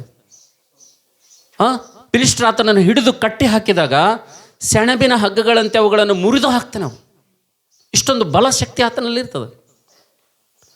ಆದರೆ ಇದೇ ಬಲ, ಇದೇ ಶಕ್ತಿ ಯಾವಾಗಲೂ ನನ್ನಲ್ಲಿ ಇರ್ತದಂತೇಳಿ ಆತನ ಏನು ಮಾಡ್ತಂದರೆ, ದಲೀಲಳ ತೊಡೆ ಮೇಲೆ ಹೋಗಿ ಮಲ್ಕೊಂಡು ಕನಸುಗಳು ಕಾಣ್ತಾನೆ. ಅವನದೇನು ಹೆಂಗನು ಯಾರು ಬಂದ್ರೂ ಅವಾಗ ಹೆಂಗೆ ಹೊಡಿದೀನಿ ಈಗಲೂ ಹೊಡಿತೀನಿ ಅನ್ನೋದೇ ಒಂದು ಮೈಂಡ್. ಅದಕ್ಕೆ ದಲೀಲಳ ಬಲ್ಲಿ ಹೋಗಿ ಆಕೆ ತೊಡೆ ಮೇಲೆ ಮಲ್ಕೊಂಡಾಗೂ ಫಿಲಿಷ್ಟ್ರ ದೇಶದಾಗ ಹೋಗಿ ಫಿಲಿಷ್ಟ್ರಿ ಹೆಣ್ಣಿನಲ್ಲಿ ಆ ತೊಡೆ ಮೇಲೆ ಮಲ್ಕೊಂಡಾಗ ಕೂಡ ನಾ ಏನು ಮಾಡ್ತೀನಿ ಹೊಡಿತೀನಿ ಅನ್ನೋದೇ ನಂಬಿಕೆ ಅಂತ ಅವನಿಗೆ. ಸ್ವಂತ ಬಲದ ಮೇಲೆ ಶರೀರಾನುಸಾರವಾಗಿ ಆತನು ತೀರ್ಮಾನ ತೆಗೆದುಕೊಂಡನಂತೇಳಿ. ಹಲ್ಲೆಲೂಯ. ಅದರ ಪರಿಣಾಮ ಎಷ್ಟು ಭೀಕರವಾಗಿತ್ತಂದರೆ, ಫಿಲಿಷ್ಟ್ರು ಬರ್ತಾರೆ, ದಲೀಲ ಹೇಳ್ತಾಳೆ, ಸಂಸೋನನೇ ಫಿಲಿಷ್ಟ್ರು ನಿನ್ನನ್ನು ಹೊಡೆಯಲು ಬಂದಿದ್ದಾರೆ 7 ಎಂಬುದಾಗಿ ಹೇಳಿದಾಗ ಆತನು ಎದ್ದು ಮುಂಚಿನಂತೆ ಹೊಡಿಬೇಕಂತಾನೆ. ಆತದ್ರಿ? ಸಾಧ್ಯನೇ ಇಲ್ಲ. ಎಷ್ಟು ಪ್ರಯತ್ನ ಮಾಡ್ತಾನೆ, ಆ ಶಕ್ತಿ ಆಗಲಿ, ಆ ಬಲ ಆಗಲಿ ಅವನ ಬಲ್ಲಿರೋದಿಲ್ಲ. ಫಿಲಿಷ್ಟ್ರು ಆತನನ್ನು ಹಿಡಿತಾರೆ, ಆತನನ್ನು ಬಂಧಿಸ್ತಾರೆ, ದಾಗೋನನ ಗುಡಿಗೆ ಒಯ್ತಾರೆ, ಆತನನ್ನು ಕಟ್ಟಿ ಹಾಕ್ತಾರೆ, 2 ಕಣ್ಣುಗಳನ್ನು ಆತನು ತೆಗೆದು ಹಾಕ್ತಾರೆ ಅಂತೇಳಿ. ಹಲ್ಲೆಲೂಯ. ಅದಕ್ಕೋಸ್ಕರ ಈಗ ನನ್ನ ಪ್ರೀತಿ ದೇವ್ರ ಮಕ್ಕಳೇ, ವೈಫಲ್ಯಗಳು ನಮ್ಮ ಜೀವಿತದಲ್ಲಿ ನಿರ್ಣಯಗಳ ಮೇಲೆ ಆಧಾರಗೊಂಡಿವೆ ಅಂತೇಳಿ. ಹಲ್ಲೆಲೂಯ. ಅದಕ್ಕೋಸ್ಕರ ನಮ್ಮ ಜೀವಿತದಲ್ಲಿ 3ನೇದಾಗಿ ನಾವು ಯಾವುದರ ಮೇಲೆ ನಿರ್ಣಯ ತೆಗೆದುಕೊಳ್ಬಾರ್ದಪ್ಪ ಅಂತಂದರೆ, ಶರೀರ ಅನುಸಾರಿಗಳಾಗಿ, ಶರೀರ ಸಂಬಂಧಿಗಳಾಗಿ ನಾವು ನಿರ್ಣಯಗಳನ್ನು ತೆಗೆದುಕೊಳ್ಬಾರ್ದು. ನಾವು ಆತ್ಮ ಸಂಬಂಧವಂತ ವ್ಯಕ್ತಿಗಳಾಗಿರೋದ್ರಿಂದ, ನಾವು ಆತ್ಮೀಕರಾಗಿರೋದ್ರಿಂದ ನಮ್ಮ ನಿರ್ಣಯಗಳಲ್ಲಿ ಬಹಳ ಬೆಲೆ ಇರಬೇಕಂತೇಳಿರಿ. ಹಲ್ಲೆಲೂಯ. ನಾವು ಮೇಲೆ ನೋಡಿ ನಿರ್ಣಯ ತೆಗೆದುಕೊಳ್ಳುವಂಥವ್ರಾಗಿರ್ಬೇಕಂತೇಳಿರಿ. ಹಲ್ಲೆಲೂಯ. ಒಂದು ವೇಳೆ ಶರೀರ ಅನುಸಾರಿಗಳಾಗಿ ನಾವು ಈ ಲೋಕದಲ್ಲಿ ಸ್ವಂತ ಬಲದ ಮೇಲೆ, ಸ್ವಂತ ಶಕ್ತಿಯ ಮೇಲೆ, ಶರೀರಾನುಸಾರವಾಗಿ ನಿರ್ಣಯಗಳನ್ನು ತೆಗೆದುಕೊಂಡಪ್ಪ ಅಂತಂದರೆ ಸಂಸೋದನಂತೆ ನಾನು ಇನ್ನೊಂದು ಪತನಕ್ಕೆ ಕಾರಣವಾಗಬೇಕಾಗ್ತದೆ ಅಂತೇಳಿರಿ. ಹಲ್ಲೆಲೂಯ. ಕೊನೆಯದಾಗಿ ನಾಲ್ಕನೇದಾಗಿ ನನ್ನ ಮಾತು ಹೇಳಿ ನನ್ನ ಸಂದೇಶವನ್ನು ಮುಗಿಸ್ತೇನೆ. ನಾಲ್ಕನೇದಾಗಿ ನಾವು ನಿರ್ಣಯಗಳನ್ನು ಹೇಗೆ ತೆಗೆದುಕೊಳ್ಬೇಕಂದ್ರೆ, ನಾಲ್ಕನೇದಾಗಿ ತೀರ್ಮಾನಗಳು ಹೇಗೆ ತೆಗೆದುಕೊಳ್ಬೇಕಪ್ಪ ಅಂದರೆ, ಓ ಸಹೋದರಿಯೇ, ಓ ಸಹೋದರನೇ, ಈ ಮಾತುಗಳನ್ನು ಸ್ವಲ್ಪ ಜಾಗ್ರತೆಯಿಂದ ಕೇಳು. ನೀನು ನಿರ್ಧಾರಗಳನ್ನು ಹೇಗೆ ತೆಗೆದುಕೊಳ್ಬೇಕಪ್ಪ ಅಂತಂದರೆ ಭಾಳ ಜಾಗ್ರತೆಯಿಂದ ಕೇಳು. ನಾವು ನೋಡ್ತೇವೆ, ಒಂದು ಕುಟುಂಬದ ಹತ್ರ ಹೋಗಿ ನಾವು ಬರೋಣ, ಸತ್ಯವೇದಲ್ಲಿರುವಂಥ ಒಂದು ಕುಟುಂಬದ ಹತ್ರ ಹೋಗಿ ಬರೋಣ. ನಾವು ನಿರ್ಧಾರಗಳನ್ನು ತೆಗೆದುಕೊಳ್ಳುವಂಥ ಸಮಯ ಹೇಗೆ, ನಿರ್ಣಯಗಳನ್ನು ಮಾಡುವಂಥ ಸಮಯ ಹೇಗೆ. ನಿನ್ನ ಜೀವಿತಕ್ಕೆ ನಿರ್ಧಾರಗಳು ಭೀಕರವಾಗಿರಬಾರ್ದು, ಪರಿಣಾಮಕಾರಿ ಆಗಿರಬಾರ್ದು. ನಿನ್ನ ಜೀವಿತಕ್ಕೆ ನೀನು ತೆಗೆದುಕೊಂಡಂಥ ನಿರ್ಧಾರ, ನೀನು ಮಾಡಿದಂಥ ನಿರ್ಣಯ ಅದು ಆಶೀರ್ವಾದಕರವಾಗಿರಬೇಕಪ್ಪ ಅಂತಂದರೆ ಒಂದು ಕುಟುಂಬದ ಕಡೆಗೆ ನಾವು ಹೋಗಿ ಬರೋಣ. ಬನ್ನಿ, ನಾವೆಲ್ಲರೂ ಕೂಡ ಆದಿಕಾಂಡ 15ನೇ ಅಧ್ಯಾಯದ ಕಡೆಗೆ ನಮ್ಮ ಸತ್ಯವೇದವನ್ನು ತಿರುಗಿಸೋಣ. ಬುಕ್ ಆಫ್ ಜೆನೆಸಿಸ್ ಲಾಸ್ಟ್, ಕೊನೆಯದಾಗಿ ನಮ್ಮ ತೀರ್ಮಾನಗಳು ಹೇಗೆ ಇರಬೇಕು, ನಮ್ಮ ತೀರ್ಮಾನಗಳು ಯಾವಾಗ ತೆಗೆದುಕೊಳ್ಳಬೇಕು ಎಂಬುದಾಗಿ ದೇವರ ವಾಕ್ಯದಲ್ಲಿ ನೋಡ್ತೇವೆ. ಓದ್ರಿ ಯಾರಾದರೂ ಆದಿಕಾಂಡ 15ನೇ ಅಧ್ಯಾಯ 1ನೇ ವಚನ 2ನೇ ವಚನ ಓದ್ರಿ ದಯಮಾಡಿ. ಈ ಸಂಗತಿಗಳು ನಡೆದ ಮೇಲೆ ಅಬ್ರಾಮನಿಗೆ ದರ್ಶನದಲ್ಲಿ ಯೆಹೋವನು ವಾಕ್ಯ ಉಂಟಾಯಿತು, ಏನೆಂದರೆ ಅಬ್ರಾಮನೇ ಭಯಪಡಬೇಡ. ಸಾಕಮ್ಮ. ಈಗ 5ನೇ ವಚನ ಓದು. 5ನೇ ವಚನ ಓದು. ಆಕಾಶದ ಕಡೆಗೆ ನೋಡು, ಆಕಾಶದ ಕಡೆಗೆ ನೋಡು, ನಕ್ಷತ್ರಗಳನ್ನು ಲೆಕ್ಕಿಸುವುದು ನಿನ್ನಿಂದಾದರೆ ಲೆಕ್ಕಿಸು, ನಿನ್ನಿಂದಾದರೆ ಲೆಕ್ಕಿಸು, ನಿನ್ನ ಸಂತಾನವು ಅಷ್ಟಾಗುವುದು ಅಂದನು. ಸಾಕಮ್ಮ. ನಾವು ನೋಡ್ತೇವೆ ಇಲ್ಲಿ ಅಬ್ರಹಾಮನಿಗೆ ದೇವರು ವಾಗ್ದಾನ ಮಾಡಿರೋದನ್ನು ನೋಡ್ತೀವಿ ಅಂತ ಹೇಳಿರಿ. ಹಲ್ಲೆಲೂಯ. ಅಬ್ರಹಾಮನಿಗೆ ದೇವರು ಏನು ಮಾಡ್ತಾ ಇದ್ದಾನೆ ರೀ? ಹೆಂಗೆ ವಾಗ್ದಾನ ಮಾಡ್ಲತ್ತನ? ಗುಡಾರದಲ್ಲಿರುವಂಥ ಅಬ್ರಹಾಮನನ್ನು ಕೈ ಹಿಡಿದು ಹೊರಗಡೆ ತಂದು ಆತನು ಆಕಾಶವನ್ನು ತೋರಿಸಿ ಅಬ್ರಹಾಮನಿಗೆ ವಾಗ್ದಾನ ಮಾಡ್ತಾ ಇದ್ದೇನೆ, ಅಬ್ರಹಾಮನಿಗೆ ಒಡಂಬಡಿಕೆ ಮಾಡ್ತಾ ಇದ್ದೇನೆ. ಅಬ್ರಹಾಮನೇ, ನೀನು ಹೊರಗಡೆ ಬಾ, ನೀನು ಮೇಲೆ ನೋಡು, ಆಕಾಶದಲ್ಲಿರುವಂಥ ನಕ್ಷತ್ರಗಳನ್ನು ಎಣಿಸುವುದಾಗಿದ್ದರೆ ನೀನು ಎಣಿಸು ಎಂಬುದಾಗಿ ಆತನು ಹೇಳ್ತಾನೆ ಅಂತೇಳಿರಿ. ಹಲ್ಲೆಲೂಯ. ಆಕಾಶದಲ್ಲಿರುವಂಥ ನಕ್ಷತ್ರಗಳನ್ನು ಎಣಿಸುವಾಗಿದ್ರೆ ನೀನು ಎಣಿಸು, ಅವುಗಳಿಗಿಂತಲೂ ಹೆಚ್ಚಾದಂಥ ಸಂತಾನ ನಾನೇನು ಕೊಡ್ತೀನಿ ಎಂಬುದಾಗಿ ದೇವರು ಆತನಿಗೆ ವಾಗ್ದಾನ ಮಾಡ್ತಾನೆ ಅಂತೇಳಿ. ಹಲ್ಲೆಲೂಯ. ಎಂಥ ಅದ್ಭುತವಾದಂಥ ವಾಗ್ದಾನ ಮಾಡ್ತಾನೆ ರೀ. ಅಬ್ರಾಹ್ಮನು ಬಾಧೆಯಲ್ಲಿರ್ತಾನೆ.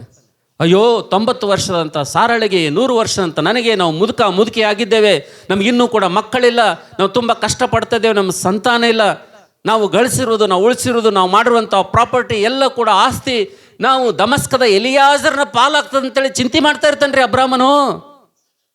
ನನ್ನ ಆಸ್ತಿ ಎಲ್ಲ ಯಾರಿಗೆ ಹೋಗ್ತದ? ನನ್ನ ಮನೆಯಲ್ಲಿ ದಾಸನಾಗಿರುವಂಥ ಎಲಿಯಾಜರ್ನ ಪಾಲೇ ಆಗ್ತದ, ನನಗೆ ಸಂತಾನ ಇಲ್ಲಲ್ಲ ಅಂತೇಳಿ ಅಬ್ರಾಹ್ಮನು ಬಾಧೆ ಪಡುವಂಥ ಸಂದರ್ಭ ಅದು. ಅಬ್ರಾಹ್ಮನು ಚಿಂತೆ ಮಾಡುವಂಥ ಸಮಯ ಅದು. ಅಂಥ ಸಂದರ್ಭದಲ್ಲಿ ದೇವರು ಬರ್ತಾನೆ. ದೇವರು ಬಂದು ಆತನಿಗೆ ಹಿಡಿದು ಆಕಾಶದಕ್ಕೆ ತೋರಿಸಿ ನಕ್ಷತ್ರ ಎಣಸು, ನಾನು ನಿನ್ನನ್ನು ಅದಕ್ಕಿಂತಲೂ ಹೆಚ್ಚಾದಂಥ ಸಂತಾನ ಕೊಡ್ತೀನಿ ಎಂಬುದಾಗಿ ದೇವರು ಅಬ್ರಹಾಮನಿಗೆ ಹೇಳ್ತಾನೆ. ಹೇಳಿದ ಮೇಲೆ ಅಬ್ರಹಾಮನು ಆ ವಾಗ್ದಾನ, ಆ ಒಡಂಬಡಿಕೆ, ಆ ದೇವರು ಹೇಳಿದಂಥ ಮಾತು ಗಟ್ಟಿಯಾಗಿ ಹಿಡ್ಕೊಂಡು ಅದ್ರ ಮೇಲೆ ನಿಂದಿರ್ಬೇಕಲ್ರಿ. ನಿಂದಿರ್ಬೇಕಾ? ಇಲ್ಲ, ನಿಂದಿರ್ಬೇಕಾ? ನಿಂದಿರಬೇಕು. ನೋಡ್ರಿ 16ನೇ ಅಧ್ಯಾಯಕ್ಕೆ ಬರ್ರಿ.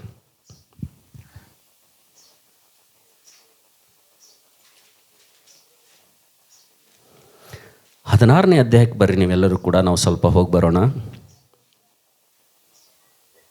1ನೇ ವಚನ 2ನೇ ವಚನ ಹೋದ್ರಿ. ಅಬ್ರಾಮನ ಹೆಂಡತಿಯಾದ ಹೆಂಡತಿಯಾದಂಥ ಸಾರಳಿಗೆ ಮಕ್ಕಳಿರಲಿಲ್ಲ. ಆಕೆ ಐಗುಪ್ತ ದೇಶದವಳಾದ ಹಾಗರಳೆಂಬ ದಾಸಿ ಇದ್ದಳು. ಹೀಗಿರಲಾಗಿ ಸಾರಯಳು ಅಬ್ರಹಾಮನಿಗೆ ಯೆಹೋವನು ನನಗೆ ಮಕ್ಕಳನ್ನು ಕೊಡಲಿಲ್ಲವಷ್ಟೇ, ನೀನು ನನ್ನ ದಾಸಿಯ ಬಳಿಗೆ ಹೋಗಬೇಕು. ಒಂದು ವೇಳೆ ಅವಳ ಮೂಲಕ ನನಗೆ ಸಂತಾನವಾದಿತ್ತು ಎಂಬುದಾಗಿ ಹೇಳಲು ಅಬ್ರಾಹ್ಮನು ಆಕೆಯ ಮಾತಿಗೆ ಸಮ್ಮತಿ ಪಟ್ಟನು. ಅಬ್ರಾಹ್ಮನು 10 ವರ್ಷ ಕಾನಾನ್ ದೇಶದಲ್ಲಿ ವಾಸಿಸಿದ ಮೇಲೆ ಹಾ ಅವನ ಹೆಂಡತಿಯಾದ ಸಾರಯಳು ಹಾ ಐಗುಪ್ತಳಾದ ಹಾಗರಳೆಂಬ ದಾಸಿಯನ್ನು ಕರೆದು ಹಾ ತನ್ನ ಗಂಡನಿಗೆ ಹೆಂಡತಿಯಾಗಿ ಒಪ್ಪಿಸಿದಳು. ಹಲ್ಲೆಲೂಯ. ಅಬ್ರಹಾಮನಿಗೆ ದೇವರು ಏನು ಮಾಡಿದ? 15ನೇ ಅಧ್ಯಾಯದಲ್ಲಿ ವಾಗ್ದಾನ ಮಾಡ್ದ. ನಿನಗೆ ಎಷ್ಟು ಸಂತತಿ ಕೊಡ್ತೀನಿ, ಎಷ್ಟು ಮಕ್ಕಳು ಕೊಡ್ತೀನಿ, ಎಷ್ಟು ವಂಶ ಕೊಡ್ತೀನಿ, ನಿನಗೆ ಹೆಂಗೆ ಆಶೀರ್ವಾದ ಮಾಡ್ತೀನಿ ಅಂತೇಳಿ 15ನೇ ಅಧ್ಯಾಯದಲ್ಲಿ ಅಬ್ರಹಾಮನಿಗೆ ದೇವರು ಏನು ಮಾಡಿದನು? ವಾಗ್ದಾನ ಮಾಡಿದನು. ಆ ವಾಗ್ದಾನದ ಮೇಲೆ, ಒಡಂಬಡಿಕೆ ಮೇಲೆ ಇಬ್ಬರು ಗಂಡ ಹೆಂಡತಿ ನಿಂತ್ಕೊಳ್ಬೇಕಲ್ಲ, ಹಾಂ, ನಿಂದಿರ್ಬೇಕಲ್ಲ. ಹಾಂ, ಒಂದೇ ಅಧ್ಯಾಯ ಒಂದೇ ಪೇಜ್ ತಿರುಗಿಸಿದ್ಮೇಲೆ ಚಿತ್ರ ಎಲ್ಲ ಪೂರ ಬದಲಿ ಆಯಿತು. ಏನಾಯ್ತಂದರೆ, ಹೆಂಡತಿ ಅಂತಾಳೆ, ಸಾರಾ ಅಂತಾಳೆ, ಏನಂತಾಳೆ? ಹಾಂ, ಇನ್ಯಾಕೋ ನನಗೆ ಮಕ್ಕಳಾಗಂಗ ಕಾಣಲ್ಲ, ಅದಕ್ಕೆ ನೀ ಏನು ಮಾಡ್ಬೇಕೀಗ? ನನ್ನ ಮಾತು ಕೇಳ್ಬೇಕೀಗ. ಏನು ಮಾಡ್ಬೇಕೀಗ? ನನಗೊಬ್ಬಕ್ಕೆ ದಾಸಿ ಹೇಳ ಐಗುಪ್ತ ದೇಶದಾಗಿದ್ದಕ್ಕೆ, ಹಾಂ, ಆಕಿಗೆ ಏನು ಮಾಡೋಗೋಗಿನಿ? ಮದಿ ಮಾಡ್ಕೋಬೇಕು. ಮದಿ ಮಾಡ್ಕೊಂಡ್ಮೇಲೆ ಏನು ಮಾಡ್ಬೇಕಂದ್ರೆ, ಮಕ್ಕಳು ಆತವಕ್ಕಿಗೆ, ಆ ಮಕ್ಕಳನ್ನು ನನ್ನ ಮಕ್ಕಳಂತೆ ನೋಡ್ಕೋತೀನಿ ಎಂಬುದಾಗಿ ಹೇಳಿದ್ಮೇಲೆ ಅಬ್ರಾಮ್ ಏನು ಮಾಡ್ದನು?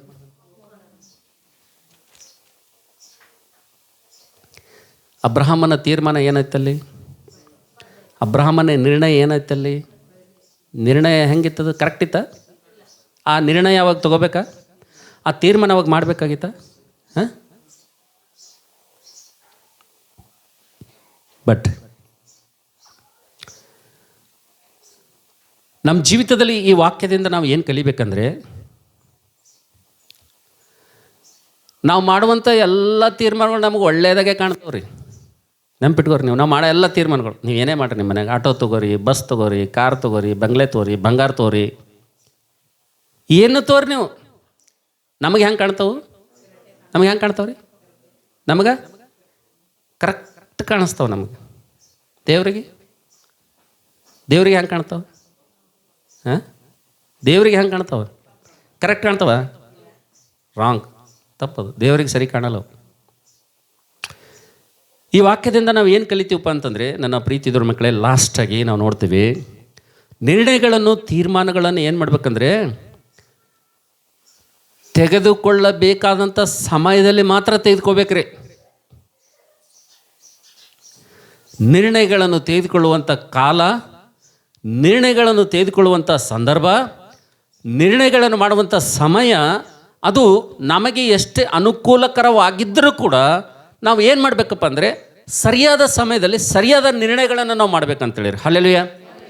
ಸೈತಾನ ನಮ್ಮನ್ನು ವಂಚಿಸ್ಬೇಕಂದ್ರೆ, ನಮಗೆ ನಮ್ಮ ಎದುರು ಕೆಟ್ಟ ಸಂಗತಿಗಳು ತರಲವ. ನಮಗೆ ಯಾವುದನ್ನು ಕೆಟ್ಟ ಸಂಗತಿ ನಮ್ಮ ಎದುರು ತರಲ್ರಿ ಆತನ. ನಮಗೆ ವಂಚನೆ ಮಾಡ್ಬೇಕಂದ್ರೆ ಒಳ್ಳೆವುಗಳೇ ತರ್ತಾನೆ ಆತನು. ಕೆಟ್ಟ ಸಂಗತಿಗಳು ತಂದು ನಮ್ಮನ್ನು ಹಾದಿ ತಪ್ಪಿಸೋದಿಲ್ಲ ಆತನು.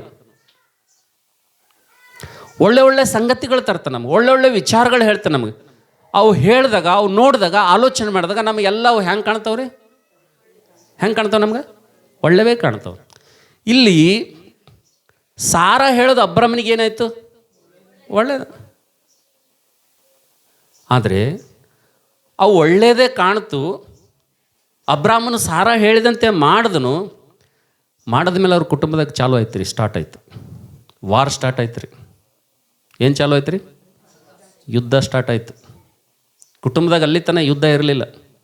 ಕುಟುಂಬದಾಗ ಭಾಳ ಶಾಂತಿ ಇತ್ತು, ಕುಟುಂಬದಾಗ ಭಾಳ ಸಮಾಧಾನ ಇತ್ತು, ಭಾಳ ನೆಮ್ಮದಿ ಇತ್ತು. ವಯಸ್ಸಾದರೂ ವೃದ್ಧರಾದರೂ ಕೂಡ ಅವ್ರ ಬಳಿ ಭಾಳ ನೆಮ್ಮದಿ ಇತ್ತು. ಅವ್ರ ಬಳಿ ಯಾವಾಗ ಈ ಒಂದು ಆತುರದ ತೀರ್ಮಾನ ತೆಗೆದುಕೊಂಡ್ರು, ಆತುರದ ನಿರ್ಧಾರ ಮಾಡಿದ್ರು, ಇದು ತೆಗೆದುಕೊಳ್ಳಬೇಕಾದಂಥ ಸಮಯದಲ್ಲಿ ಇಲ್ಲದಂಥ ನಿರ್ಣಯ, ಮಾಡಬಾರ್ದಂಥ ಸಮಯದಲ್ಲಿ ನಿರ್ಣಯ ಮಾಡಿದ್ದರಿಂದ, ದೇವರ ಚಿತ್ತಕ್ಕೆ ವಿರುದ್ಧವಾದಂಥ ನಿರ್ಧಾರ ಮಾಡಿದ್ದರಿಂದ ನಾವು ನೋಡ್ತೇವೆ, ಅಬ್ರಹಾಮನ ಕುಟುಂಬದಲ್ಲಿ ನಾವು ನೋಡ್ತೇವೆ ಎಷ್ಟು ಗೊಡವೆ, ಎಷ್ಟು ಬಾಧೆ, ಎಷ್ಟು ಜಗಳ, ಎಷ್ಟು ಅಸಮಾಧಾನ ಪ್ರಾರಂಭ ಆಯ್ತಂದರೆ, ಗಂಡ ಹೆಂಡತಿ ಮಧ್ಯದಲ್ಲಿ ಕುಟುಂಬದಲ್ಲಿ ಅನೇಕ ಸಮಸ್ಯೆಗಳು ಬಂದು ಅಲ್ಲಿ ನಾವು ನೋಡ್ತೇವೆ. ಸಾರಳೆ ಮಾಡಿದಂಥ ಈ ಕೆಲಸಕ್ಕೆ ನಿಜವಾಗಿ ನಾವು ನೋಡ್ತೇವೆ, ಹಾಗರಳು ಬಸರಿ ಆಗ್ತಾಳೆ, ಒಬ್ಬ ಮಗನನ್ನು ಹೆರುತ್ತಾಳೆ. ಮಗನನ್ನು ಹೆತ್ತ ಮೇಲೆ ನಾವು ನೋಡ್ತೇವೆ, ಆ ಮಗ ನಗುವುದನ್ನು ನೋಡಿ ಸಾರಳಿಗೆ ತಾಳ್ಕೊಳ್ಳೋಕ್ಕಾಗಲ್ಲ. ಯಾರು ನಗದ ನೋಡಿ? ಯಾಕೆ ತಾಳ್ಕೊಳ್ಳೋಕ್ಕಾಗಲ್ವ ನಿನಗೆ? ನೀನೇ ಮಾಡಿದ ಕೆಲಸ ಅದಲ್ಲ ಇದು. ಹಾಂ, ಏನು ಅಬ್ರಹಾಮೇನು ಬಂದಿದ್ದ? ಎಲ್ಲೆಲ್ಲಿ ನನಗೆ ನಾನು ಯೌವನಸ್ಥನಾಗಿದ್ದೀನಿ, ನನಗೆ ಇನ್ನೊಂದು ಮದುವೆ ಮಾಡು, ನಿನಗೆ ಯಾಕೋ ಮಕ್ಕಳಾಗಲ್ಲ ಅಂತೇಳಿ ಅಬ್ರಹಾಮ್ ಏನಾದರೂ ಹೇಳಿದ್ನ? ಇಲ್ಲ. ಯಾರು ಮಾಡಿದ್ದಿದು? ಹಾಂ, ಆಕೆ ತೆಗೆದುಕೊಂಡಂಥ ಆತುರದ ನಿರ್ಧಾರ, ಆಕೆ ಮಾಡಿದಂಥ ನಿರ್ಣಯ ತನ್ನ ಜೀವಿತದಲ್ಲಿ ಎಷ್ಟು ಪರಿಣಾಮಕಾರಿಯಾಗಿತ್ತಪ್ಪ ಅಂದರೆ ತನ್ನ ಸಮಾಧಾನವನ್ನೇ, ಕುಟುಂಬದ ನೆಮ್ಮದಿಯನ್ನು ಹಾಳು ಮಾಡುವಂಥ ಪರಿಸ್ಥಿತಿ ತಂದುಕೊಂಡಳಾಕೆ. ಯಾವಾಗ ಇಸ್ಮಾಯಿಲನ್ನು ಹುಟ್ಟುತ್ತಾನೋ, ಇಸ್ಮಾಯಿಲನ್ನು ಹುಟ್ಟಿದ ಮೇಲೆ ಆ ಮಗು ನಗುತ್ತಾ ಇರ್ತದೋ, ಆ ನಗುವುದನ್ನು ನೋಡಿ ಸಾರಳು ಏನು ಮಾಡ್ತಾಳೆ ಅಂದರೆ ಅಬ್ರಹಾಮನಿಗೆ ಕರೆದು, ಆ ದಾಸಿಯ ಮಗುನು ನಗುವುದು ನನಗೆ, ಇವಾಗ ನೀನೇನು ಮಾಡಬೇಕು, ನಾ ಹೇಳ್ದಂಗೆ ಕೇಳಬೇಕು. ಏನು ಮಾಡ್ಬೇಕೀಗ? ಆ ಅಕ್ಕಿಯನ್ನು, ದಾಸಿಯ ಮಗನನ್ನು ಏನು ಮಾಡಬೇಕು? ಮನೆ ಹೊರಗೆ ಹಾಕ್ಬೇಕು ನೀ. ಮತ್ತು ಕೇಳಬೇಕಲ್ಲ ಪಾಪ ಅವ ಮೊದಲೇ ದೇವ್ರ ಮನುಷ್ಯ. ನಾವು ಏನು ಮಾಡಬೇಕು? ಕಟ್ಕೋ ಅಂದ್ರೆ ಕಟ್ಕೋಬೇಕು, ಹೊರ ಹಾಕಂದ್ರೆ ಹೊರ ಹಾಕಬೇಕು. ಅಂದ್ರೆ ಊಟ ಅಂದ್ರೆ ಊಟ, ಬೈಟ್ ಅಂದ್ರೆ ಬೈಟ್. ನೋಡಿ ಎಷ್ಟು ಶಕ್ತಿ ಅದ ಸ್ತ್ರೀಯರ ಬಲ್ಲಿ. ಸ್ತ್ರೀ ಶಕ್ತಿ ಅಂದ್ರೆ ಸಾಮಾನ್ಯವಾದಂಥ ಶಕ್ತಿ ಅಲ್ರಿ. ಏನು ರೀ, ಸ್ತ್ರೀ ಶಕ್ತಿಯಲ್ಲಿ ಅಷ್ಟೊಂದು ಪವರ್ ಇದೆ, ಹೌದಲ್ಲ? ಅದಕ್ಕೆ ಅಬ್ರಹಾಮನ ಕುಟುಂಬದಲ್ಲಿ ನಾವು ನೋಡ್ತೇವೆ, ಯಾವಾಗ ತಪ್ಪು ನಿರ್ಧಾರಗಳನ್ನು ಮಾಡಿದ್ರು, ತಪ್ಪು ನಿರ್ಣಯಗಳನ್ನು ಮಾಡಿದ್ರು, ದೇವರು ಹೇಳಿದಂಥ ಸಮಯಕ್ಕೆ ಅವರು ಕಾದುಕೊಂಡಿರಲಿಲ್ವೋ, ನಾವು ನೋಡ್ತೇವೆ ನನ್ನ ಪ್ರೀತಿದವ್ರ ಮಕ್ಕಳೇ, ಅವ್ರ ಜೀವಿತದಲ್ಲಿ, ಕುಟುಂಬದಲ್ಲಿ ಇರುವಂಥ ನೆಮ್ಮದಿ ಹಾಳಾಯಿತು. ಕುಟುಂಬ ನಾವು ನೋಡ್ತೇವೆ ಚೆದರಿ ಹೋಗುವಂಥ ಪರಿಸ್ಥಿತಿ ಬಂತು. ನಾವು ನೋಡ್ತೇವೆ ಅಬ್ರಹಾಮನು ತಪ್ಪು ಮಾಡದಿರುವಂಥ ಹಾಗರಳನ್ನು, ಯಾವುದೇ ತಪ್ಪು ಪಾಪ ಮಾಡದಿರುವಂಥ ಇಸ್ಮಾಯಿಲನನ್ನು ಮನೆಯಿಂದ ನಾವು ನೋಡ್ತೇವೆ ಹೊರಗಡೆ ಹಾಕುವಂಥ ಪರಿಸ್ಥಿತಿ ಬಂತು. ನಾವು ನೋಡ್ತೇವೆ ಆಕೆ ಶೂರಿನ ಅರಣ್ಯದಲ್ಲಿ ಮಗುವನ್ನು ಎತ್ಕೊಂಡು ಅಲೆದಾಡುವಂಥ, ಕಣ್ಣೀರಿಡುವಂಥ ಪರಿಸ್ಥಿತಿ ಬಂತು. ನನ್ನ ಪ್ರೀತಿ ದೇವ್ರ ಮಕ್ಕಳೇ, ನಿಮ್ಮ ಜೀವಿತದಲ್ಲಿ ಒಂದು ತಪ್ಪಾದಂಥ ನಿರ್ಧಾರ ಮಾಡದಿರುವಂಥ ಸಮಯದಲ್ಲಿ ನೀವು ಒಂದು ವೇಳೆ ಮಾಡಿದ್ರಪ್ಪ ಅಂತಂದರೆ ನಿಮ್ಮ ಜೀವಿತ, ನಿಮ್ಮ ಕುಟುಂಬ ಅಂತಕ್ಕಂಥದ್ದು ಕಣ್ಣೀರಿನ ಪಾಲಾಗಬೇಕಾಗ್ತದೆ. ನಿಮ್ಮ ಕುಟುಂಬದಲ್ಲಿರುವಂಥ ನೆಮ್ಮದಿ ಸಂಪೂರ್ಣವಾಗಿ ನಾಶವಾಗಿ ಹೋಗ್ತದೆ. ಅದಕ್ಕೋಸ್ಕರ ನಾವು ನೋಡ್ತೇವೆ, ನಾಲ್ಕನೇದಾಗಿ ನಾನು ದೇವರೇನು ಹೇಳ್ತಾನಪ್ಪ ಅಂತಂದರೆ, ನಾವು ಮಾಡುವಂಥ ನಿರ್ಣಯಗಳು, ನಾವು ಮಾಡುವಂಥ ತೀರ್ಮಾನಗಳು ಮಾಡಬೇಕಾದಂಥ ಸಮಯದಲ್ಲೇ ಮಾಡಬೇಕು, ತೆಗೆದುಕೊಳ್ಳುವಂಥ ಸಮಯದಲ್ಲೇ ತೆಗೆದುಕೊಳ್ಬೇಕು. ಅದಕ್ಕಿಂತ ಹೆಚ್ಚಾಗಿ ದೇವರ ಚಿತ್ತವನ್ನು ನಾವು ತಿಳಿದುಕೊಂಡು ಮಾಡಬೇಕಂತೇಳಿ ಹಲ್ಲೆಲೂಯಾ. ನಮ್ಮ ತೀರ್ಮಾನಗಳು ತೆಗೆದುಕೊಂಡ ಸಂದರ್ಭದಲ್ಲಿ ನಾವು ಮೋಸೆಯಂತೆ ಅತ್ತ ಇತ್ತ ನೋಡಬಾರ್ದು, ನಾವು ಸಂಸೋನನಂತೆ ಸ್ವಂತ ಬಲದ ಮೇಲೆ ಆತ್ಕೊಳ್ಬಾರ್ದು, ನಾವು ಅಬ್ರಹಾಂ ಸಹಾರರಂತೆ ನಾವು ನಮ್ಮ ಜೀವಿತದಲ್ಲಿ ದೇವರು ಕೊಟ್ಟಂಥ ವಾಗ್ದಾನ ಒಡಂಬಡಿಕೆಗಾಗಿ ನಿರೀಕ್ಷಿಸ್ಕೊಂಡಿರಬೇಕು. ಆತುರದ ನಿರ್ಧಾರ ತೆಗೆದುಕೊಂಡು ನಮ್ಮ ಜೀವಿತದಲ್ಲಿ ಯಾವುದನ್ನು ಮಾಡಬಾರ್ದು ಎಂಬುದಾಗಿ ಮೋಸೆ ಮೂಲಕವಾಗಿ ದೇವರು ನಮ್ಮ ಜೊತೆ ಇವತ್ತು ನಿರ್ಣಯದ ಬಗ್ಗೆ ಮಾತಾಡಿರುವಂಥ ಸಂದರ್ಭದಲ್ಲಿ ಬನ್ನಿ ನಮ್ಮ ತಲೆಗಳನ್ನು ಬಾಗಿಸೋಣ, ನಮ್ಮ ಕಣ್ಣುಗಳನ್ನು ಮುಚ್ಚೋಣ. ದೇವರ ವಾಕ್ಯ ಭಾಗದಿಂದ ಪ್ರತಿಯೊಬ್ಬರ ಜೊತೆ, ನಿಮ್ಮ ಜೊತೆ ಆತನು ಮಾತಾಡಲಿ. ನೀವು ತಪ್ಪಿ ಹೋಗದಂತೆ, ನೀವು ಜಾರಿ ಹೋಗದಂತೆ, ನೀವು ಕಣ್ಣೀರಿನ ಪಾಲಾಗದಂತೆ, ನೀವು ತಪ್ಪು ನಿರ್ಣಯದಿಂದ, ತಪ್ಪು ನಿರ್ಧಾರದಿಂದ ನಿಮ್ಮ ಜೀವಿತದಲ್ಲಿ ಬಾಧೆ, ದುಃಖ, ಸಂಕಟಕ್ಕೆ ಒಳಗಾಗದಂತೆ ಪರಿಶುದ್ಧಾತ್ಮ ದೇವರ ಮನಸ್ಸು, ಹೃದಯ ಇರುವುದರಿಂದ ಈ ಸಂದೇಶ ನಿಮ್ಮ ಮಧ್ಯದಲ್ಲಿ ತಂದಿರುವಂಥ ಸಂದರ್ಭದಲ್ಲಿ ಆಲೋಚನೆ ಮಾಡು ತಂಗಿ, ಆಲೋಚನೆ ಮಾಡುತ್ತಮ್ಮ, ಯವನ ಸ್ಥಳ ಆಲೋಚನೆ ಮಾಡು. ನೀನು ಕೂಡ ತೀರ್ಮಾನ ತೆಗೆದುಕೊಳ್ಳೋದಕ್ಕಿಂತ ಮುಂಚೆ